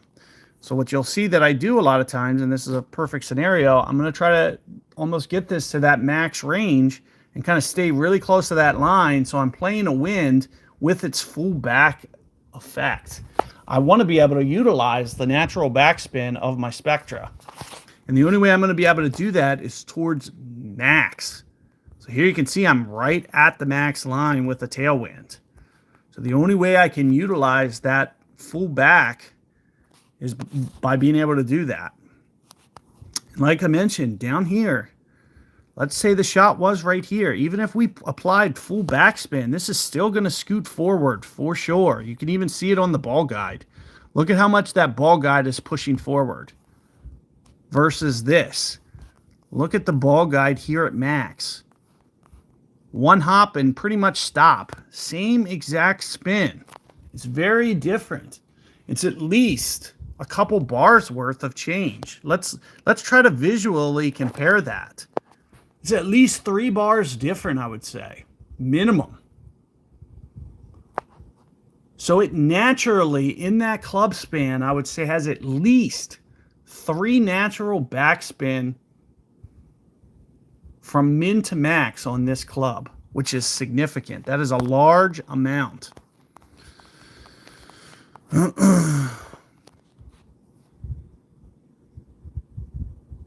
Hey Vivek, how's it going? Thanks for showing up. Like I mentioned, if there's some other new faces in here, if you guys are interested in asking questions in the chat, I'm trying my best to kind of play and keep up with questions. Now, I've never played this course, maybe once. I'm pretty sure I've never seen this pin. Like I mentioned, like this would not be my go-to shot. I would not intentionally go to Spectra, but what I wanted to do is just talk about the ring a little bit and be able to work through. Of course, mastering and knowing if this is breaking right or left, that's one of the hugest concepts. I know that there's ways of typically trying to figure that out. You can try to do natural alignment, for example. If I just kind of do something like this and just kind of see how the ball guide's kind of naturally rolling out with no side spin, it looks relatively straight. So for not knowing anything about the hole, that's a good starting point. Let's just say it's going to bounce relatively straight, maybe just a fraction to the right. Now, like I was mentioning, it's also going to stretch out my ball guide. So as you can see, I'm short of the hole. So the question becomes, how short of the hole do I need to be? And that's the key question. To getting drops, especially in tailwinds, and that's where I was mentioning, this is not going to be nearly as easy as a shot to control as a long iron would be. Because, well, but what's going to end up happening is you're going to see that the change in ball guide is greater. And that's the problem. So if I was using my long iron, wherever I see the max ball guide at, it's going to be a shorter distance. This one's going to stretch out more. So if I'm not factoring that in, you know, however many rings I'm doing, it's going to stretch out farther. And we'll see it as soon as we go to shoot. So why don't we set this up? Of course, we do have hive below. So this is giving us a ring span of about 36, give or take. Is this the wind angle? I thought it was straighter than that. Guess it's not. So we'll do this. We're very close to max, so we're not going to worry about that. You know, it's not really going to change our ring value. Maybe 1 for max at most. Plus 10% ball. 4-6. Keep in mind, we're pulling off the front of the green. Lower target. 4-6 is probably too much. And for this wind angle itself, I typically pull pretty close to an exact 12 o'clock pull. Because what I don't want it to do is I don't want it to, you know, shoot off the front of the green here. So since I'm pulling off the front of the green, I don't want it to kind of short land. So I'll definitely try to go with like a natural 12 o'clock pull. So very straight up. What did we say? 4-6, right? So 4-6 for a 4-0. Keep in mind, since we're pulling off the green to a lower ground, I think 4-6 is going to be a little bit heavy. So we might pull 4-5. Somewhere in that effect. With wind effect, maybe just a fraction more. Now, the question becomes, do I need to kind of account for this being on lower ground and potentially short landing on me? I think that there's a chance that this is going to not try to roll out as much as it would otherwise. So a couple different things you can do here. You can either push up on the target dead straight. Another thing you could try to do maybe is just kind of, since there's room for it to land, you can kind of make it do just a tad less backspin to kind of account for that. But let's just see what this looks like. See if it gets us in the ballpark. And like I said, for me, not shooting quite as much, this shot specifically, very, very tough. It's one of the toughest in the games. And then on top of that, but you can see our alignment right on with the hole. It almost did exactly what we thought it was going to do. And we wanted it to come in kind of right edge. That's what it did. It just came in too hot. So I should have kept that backspin off. But of course, it's just one of those things that, and especially you got to be able to have that game knowledge. I maybe played this course once, and I know I've never played that pin. I don't know the way that it's breaking. We kind of figured it out, and I think it rolled out very similar to that. So our ring adjustment there, very good. Our ball guide play was, marginal at best. But like I said, it's going to be a lot tougher to play that ball guide for short iron than it will be a long iron. That's one of the main reasons that guys sometimes, might stick more towards the long iron. It's a little bit more holeable. So laying back a little bit farther just makes that shot a little bit easier. But with that being said, short iron's still a masterable club. And that's why I wanted to go ahead and put this calculation in here for you. And of course, Orion 10 going to do more or less the exact same thing that you see, just a little bit less ball guide. So that means that you have to keep that ball guide even just a tad bit shorter because there's a little bit more missing. So this is good. I wanted to see some Bigfoot shots. So this is good. So why don't we try Bigfoot? We'll swap the ball. Try to play a little bit more wind effect. Let's go back to the Pro D. We'll equip it. Of course, we got to make a little bit more room for this. So we got to scroll down, go to Orion.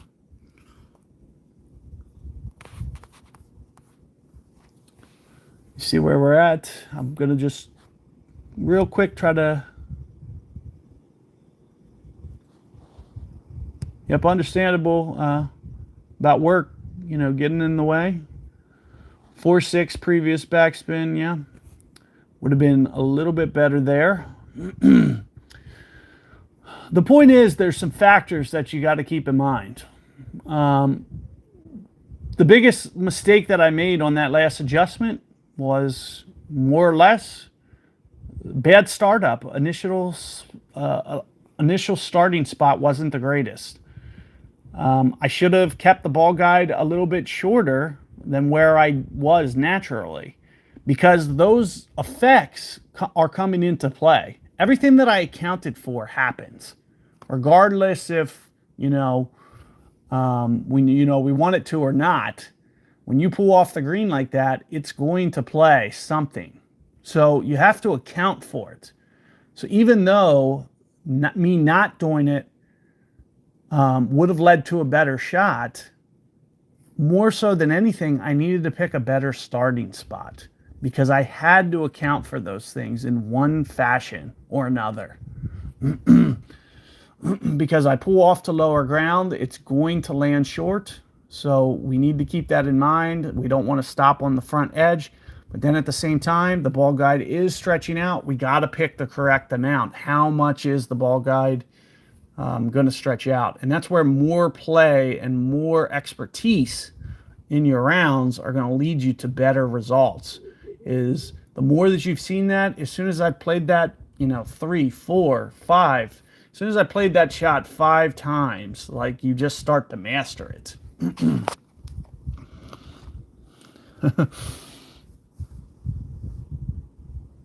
Yeah, Maida, for sure. This game, definitely a lot of fun to play. Very different than Golf Clash. It's hard to compare the two because they're not really related. And, for that reason, some people stay at Golf Clash because they're so invested. But if they want something of a change, and of course, these developers over here, best developers in the biz that you can have. You can see that the support team, they tried to accommodate and fix their game and really elevate it to the next level. And they do that, unmatched, unparalleled compared to other developers. So with that being said, I think they're the best in the biz, so it's worth supporting their game. So, regardless if I'm here or not, some of the reasons that I'm just not here is it just doesn't seem like, maybe the content is quite as popular to, less people are worried about adjustments because they have all day to adjust on their own. They don't need shot adjustments. So with that being said, I feel like content watching is down for this game. So from my perspective as a content creator, it's a lot of investment for very few people that it's reaching. So it's hard for me to stick and play in this game. But with what I'm saying, I definitely think it's worth supporting these guys. I'll follow these guys in pretty much anything they do in the future. Any future games they put out, I would definitely be on board to support them. Because like I said, one thing I know that they do is they listen to feedback and they genuinely try to really, find that best content out there. The best, tweaks to make the best game available. So let's go here. We're going to, of course, count down. There's 10 rings. There's 11, 12, something like that. Now, this is a perfect example of a shot that I would typically use LightningRod. If I wanted to make this, I'd go with LightningRod. We're going to go Bigfoot just because we haven't played it. What was this, 11 rings? You can see that's too much. Come back up here to 9 rings. Let me leave here real quick. I just want to, this is that trick that I was showing you guys earlier with the ball guide. So 78. We're going to do, some iteration of that. We'll do Pro D. Of course, this is the wind angle. What was this? 8 rings? 7 rings for max? Something like that. We just want to get in the ballpark. I'm not too worried about it. What was it? 78. So it's kind of like what I mentioned before, to where we're kind of zooming in the target just until we're kind of happy with what we see at about 70%, 78% view, which is kind of like this, more or less. It's close. You can see with this ball guide, we're still a little bit short of the hole. That's kind of what it's showing you, because you can see 100 is still short of the hole. So it's just kind of a way for you to get just a little bit more dialed and figure out, especially with missing ball guide, kind of like the realm that we're looking for. Also keep in mind that it's going to collapse down. So with it collapsing down, the easiest way, I'm trying to kind of visualize. Let's just say this is kind of where my setup is. Maybe it goes through the hole, but only about another cup's worth. So maybe we want to still go a little bit tighter than this, since this ball guide's only going to roll out. Because you got to keep in mind that the ball guide's going to collapse down on me. So we need to get this ball guide tighter to the hole, kind of like this. We're just using that 78 as knowing that it's showing 78% after it lands.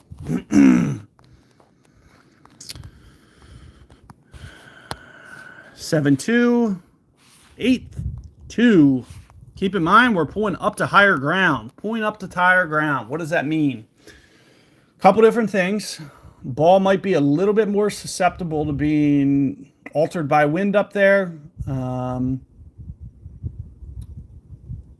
So maybe hair on the over adjust, but pull angle for this wind, usually this wind angle typically fills an 1159 wind pull, a little bit better than it would a 12-0.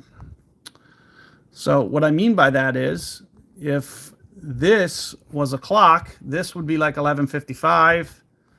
This would be like 1205. And these winds specifically, I try to make sure that I stay internal. I might not do an exact 12 o'clock pull. I try to stay kind of close to 12, but a little bit more internal on the clock towards 11:59 gives me a little bit better results for this wind angle specifically.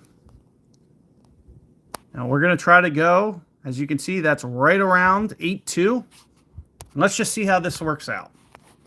This is not, again, like I mentioned, not one of my best clubs. I would never personally utilize it, but you can see it's doing exactly what I said it would. So it's coming over to the left. Distance-wise, we're good. We just needed to be just a little bit more internal with that pull. So this is just one of those things where if I really wanted to fine tune and tweak, the easiest way that I would do it personally would be that I would just take it and I would do a little bit more internal than what I did. I would go a little bit more 1159.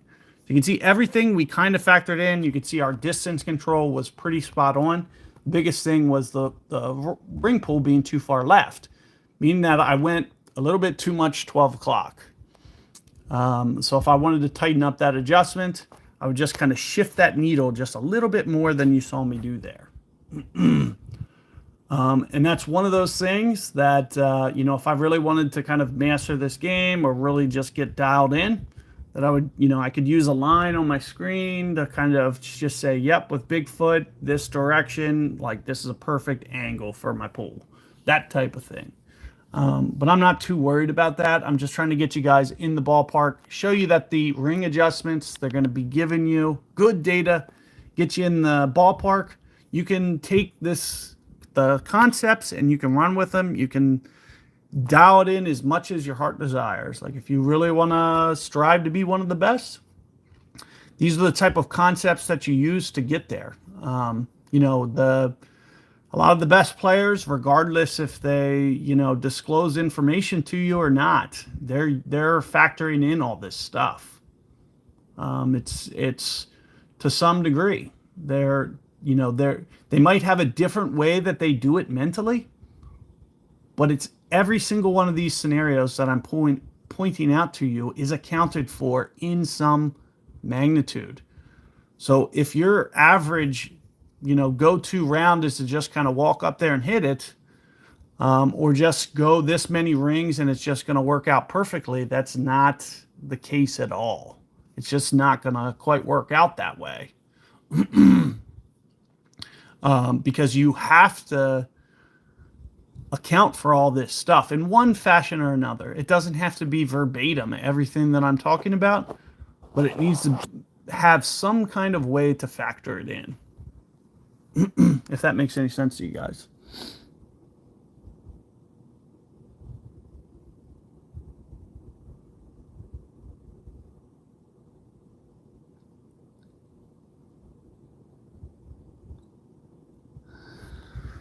So let's keep rolling here.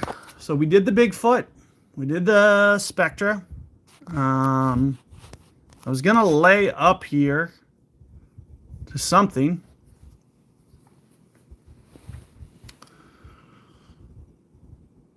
So we've worked through, a little bit of fusion. We worked through Hellfire. We did a Bigfoot there. Not my favorite club to play. If I wanted to go for the hole out, like I mentioned on that last one, definitely would have went LightningRod. A little bit easier to control. You don't have to worry about it banging into the pin, sitting on the lip, stuff like that, because it spins less. So it just kind of naturally rolls into the hole. But with that being said, you should still be able to make a very solid adjustment. And just try to fine tweak and be able to really get that dialed to where you can hold it out regardless if you're using Bigfoot or what I do is I just take what I consider a more statistically favorable shot. So let's say I'm, and some people, for everybody, it might be different. But for LightningRod, I'm looking at that shot and I'm like, this is, 80-some% chance that I'm at least running this over the cup.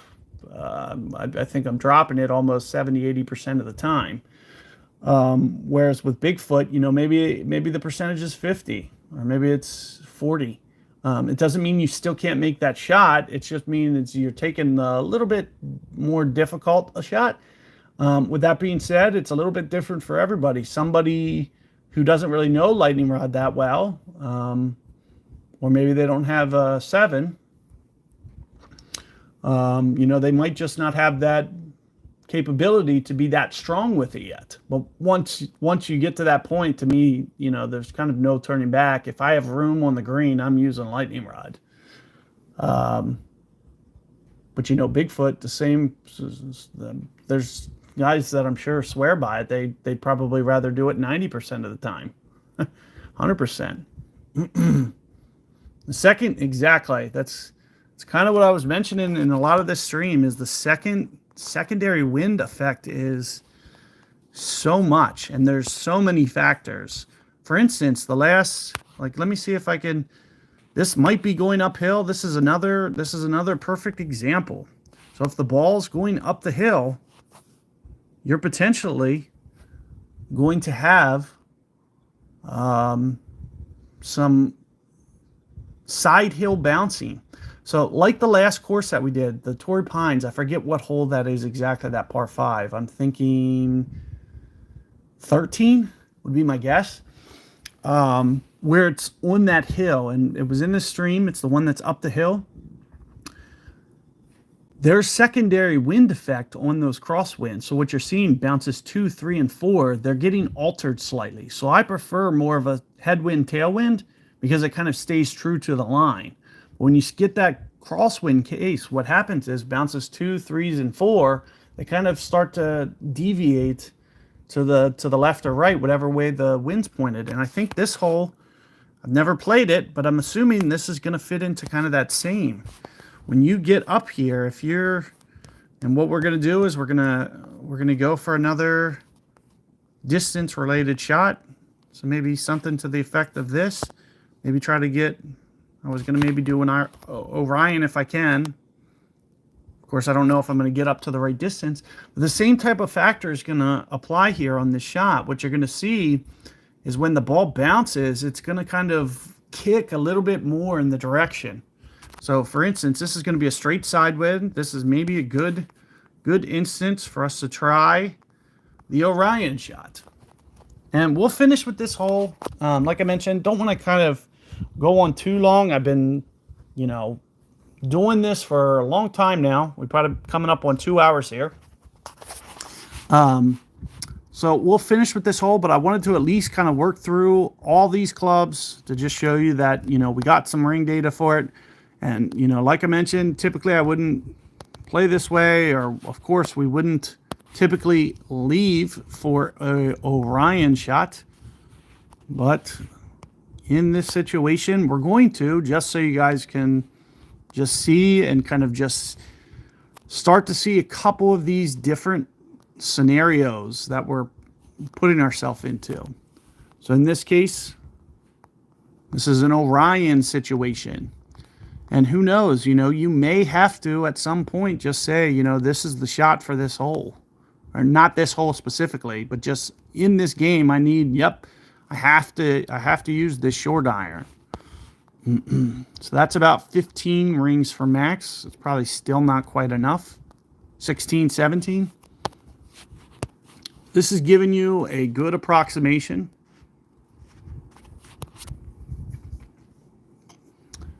Now, this 14.3 that you're seeing here,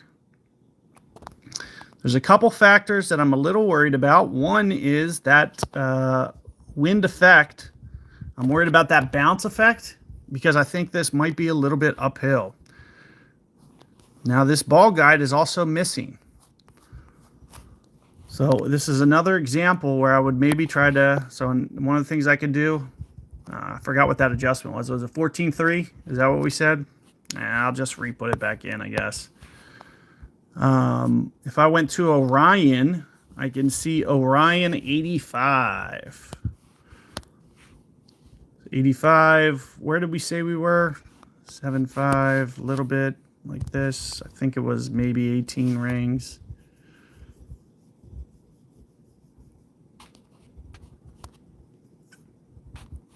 I think this is ballpark. 17 rings, maybe it was.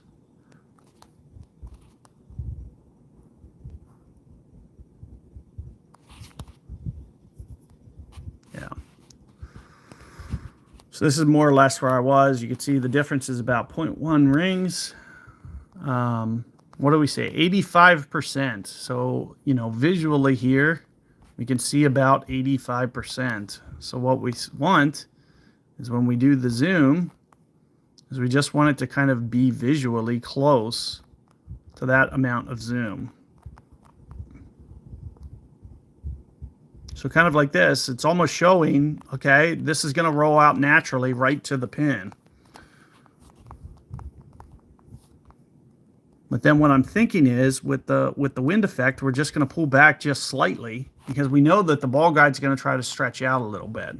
Now, I don't want to get too carried away with it because why? I'm going to be pulling my rings down into this bunker.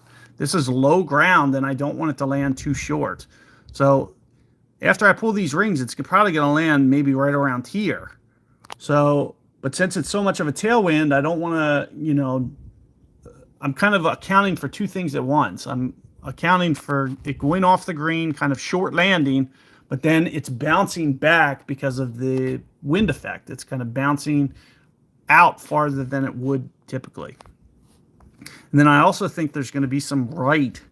So you can see that I'm kind of trying to account for that as well. The other thing I could try to do is side spin it, but what I'm trying to do is I'm trying to say, okay, bounces 2, 3, 4. They're going to bounce more to the right because this is an uphill shot. So similar to what you can see here, to me, this is, you know, an elevated green. I expect it to have some bounce effect. So not only does the crosswind play, you know, different than it usually would, it's the bounce effect from being an uphill shot. So we got to make sure we account for that. Now, there's one other thing that still is situationally that you have to consider here. So once I go here, this is, so that's, we'll just stop there. That's 10 rings that I've pulled. As soon as I pull this, this is going to be down here. Where I started, rings up here, this is high ground. Down here in this sound, it's low ground. It's going to be an over pull if I go that many rings. So 14.3, since it's lower into the bunker, it's lowering the shot arc, which is causing it to be less affected by wind. So maybe 14.3 is heavy. So maybe we go 14.2 here in this situation. Now, there's another factor. So let's say this shot doesn't work out. The biggest thing that I did wrong is I chose my worst starting point because these are all the things that you still want to think about when setting up this shot. Basically, if something's wrong here, you know, out of sorts, the biggest thing that I did wrong was factoring in my starting point. You can actually see, given the results of that shot, it almost went where the shot arc was. So everything that I did there, it actually didn't bounce quite as much to the right, if any at all. So if I would have set up on the hole, it would have went towards the hole and I might have made that.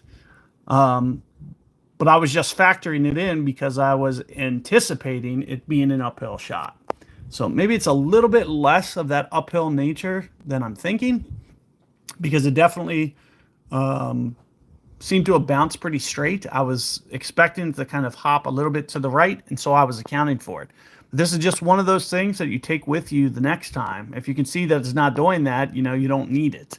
I was just factoring it in because I assumed that it would. Now that I know that it doesn't, you know, I might consider, you know, because for the most part, that just rolled straight out. But the ring pull that I did, about 14.2 there, I went about 14.2, and I would definitely say it was pretty spot on for the adjustment. The biggest thing that I did wrong was, like I mentioned, it was just kind of my initial setup. If we were to go back, or if you were to rewind to that point in the stream, I set up intentionally to the left, and I shouldn't have done that because I pretty much missed exactly where I aimed. So hopefully all that makes sense. Is there any other additional questions out there that you guys may need clarification on? If there's anybody in here that you know, wants to raise any last minute question, let me know.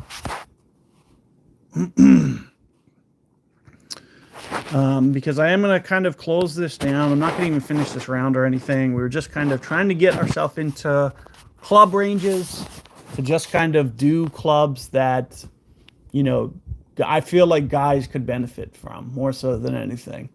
a lot of people ask me questions about, you know, and of course, a lot of people have these same things where they're like, you know, this club specifically is hard for me. Orion, short iron in general, it's definitely a hard one. If you offset to the left, then you can't compensate with less ring pull. That's not necessarily true. I don't think you are quite grasping why I offset to the left. The reason I did it, think about Wolf Creek. Perfect example would be like hole 3. And you know that when you land on that green, whatever way the wind is pointed, the second, third, fourth bounces all bounce more to the right or more to the left, depending on the wind. That course, in general, almost all the holes do that. So I was doing it for that purpose. It has not. It's not about the ring adjustment as to why I'm doing that. It was specifically the elevation factor as to why I was doing that. I thought, since I've never played that hole, and it just visually appeared way up a hill to me, and it's a par 5, that I thought that the ball was going to kind of come in like that with those side bounces. We just played one, perfect example. It's Torrey Pines. It's that par 5. I can scroll to it. You know, this was in the first half of that guide, which was the Torrey Pines. And if I was to scroll down, it's either 12 or 13. I think I said 13. Is this hole right here. So 13. I do have some guides on this. You can see here's like a Tour Pro version of that. But we were playing this hole specifically, and this hole has that bounce effect. So when I hit my Hellfire into the green, it has that bounce effect. You have to account for it in some regard. It has nothing to do with ring adjustment. It's that side factor of coming into an elevated green, causing the ball to bounce out more to the right than it does on a flat hole. And to me, the hole we just played out more like a flat hole. So it's something that didn't need accounted for. So I should have just not even considered it for that given shot. Now, maybe that's not always the case. Maybe at wood distance, maybe it would because it's longer, more uphill. I don't know. I don't think I've ever played that hole before. And if I did, maybe it was once. And it obviously wasn't from short iron distance. So that was definitely a very oddball scenario. But we were just working through the concepts there. Yep, no worries with that. And I appreciate you guys showing up and asking questions and being engaged. Like I mentioned, I wanted to give you guys the best feedback I could and just kind of work through different shots for you. And like I mentioned, if you guys have further questions, feel free to comment on the video, or I'm always open to kind of answer questions and kind of help you guys get a little bit better with your game. I might just not always be available, have the time available, and actually committed to playing round and round and round. It's just very repetitive for me. So, I wanted to kind of master the game so I could explain the concepts, and then you take the concepts and then you just fine tune and, take the game to as high of a level as you want. You could be, as good of a player as you want to be. You just really got to put that time in and really take, all these factors into consideration in some fashion. And be able to, account for any situation that you get put in. You should always be thinking, I could make this shot. And that's really what it comes down to, because you could see, a setup like we had at Torrey Pines. That's a perfect example. You might be looking at this setup and say, I could legitimately make all 9 of these shots. I really could. And really, there's no limit with you being able to sit and just kind of play at your leisure. You can shoot as low as you want. Even with the last cut, I was able to go, and make pretty much anything. I knew the adjustment. I knew if I was missing it, this is rolling over the lip, just because I just know, and I was so fine-tuned with the game at that point. But now, since, I don't quite play as much, it's a little bit tougher. But, use that as motivation for you guys to take your game to the next level. Yep, for sure. That's a perfect example. Is it's definitely math related, and that's the thing. Like those top players, they've mastered the math, and they're utilizing that math to their advantage. If you're not, that's fine. And I see a lot of guys complaining about why is this game a math equation, blah blah blah. That's the problem with that mindset. It's like such a negative mindset. Would you rather everybody have the ability to do that, or would you rather just, these top 100, top 1,000 guys just kind of keep it to themselves and have all this resource and math done, and they're the only ones that have it? So it's better off, having all this publicly released, and of course, ring data publicly released. It helps it to where everybody can use it, as opposed to just this small club of clan. And especially since clans came in, I mean, would you rather just one clan just be dominating because they have all this ring data and knowledge and nobody else knows how to use the math? So the better path is the path that I choose, which is to just educate the people. Let them take those tools, think in that mindset, and they can take that information to limitless bounds.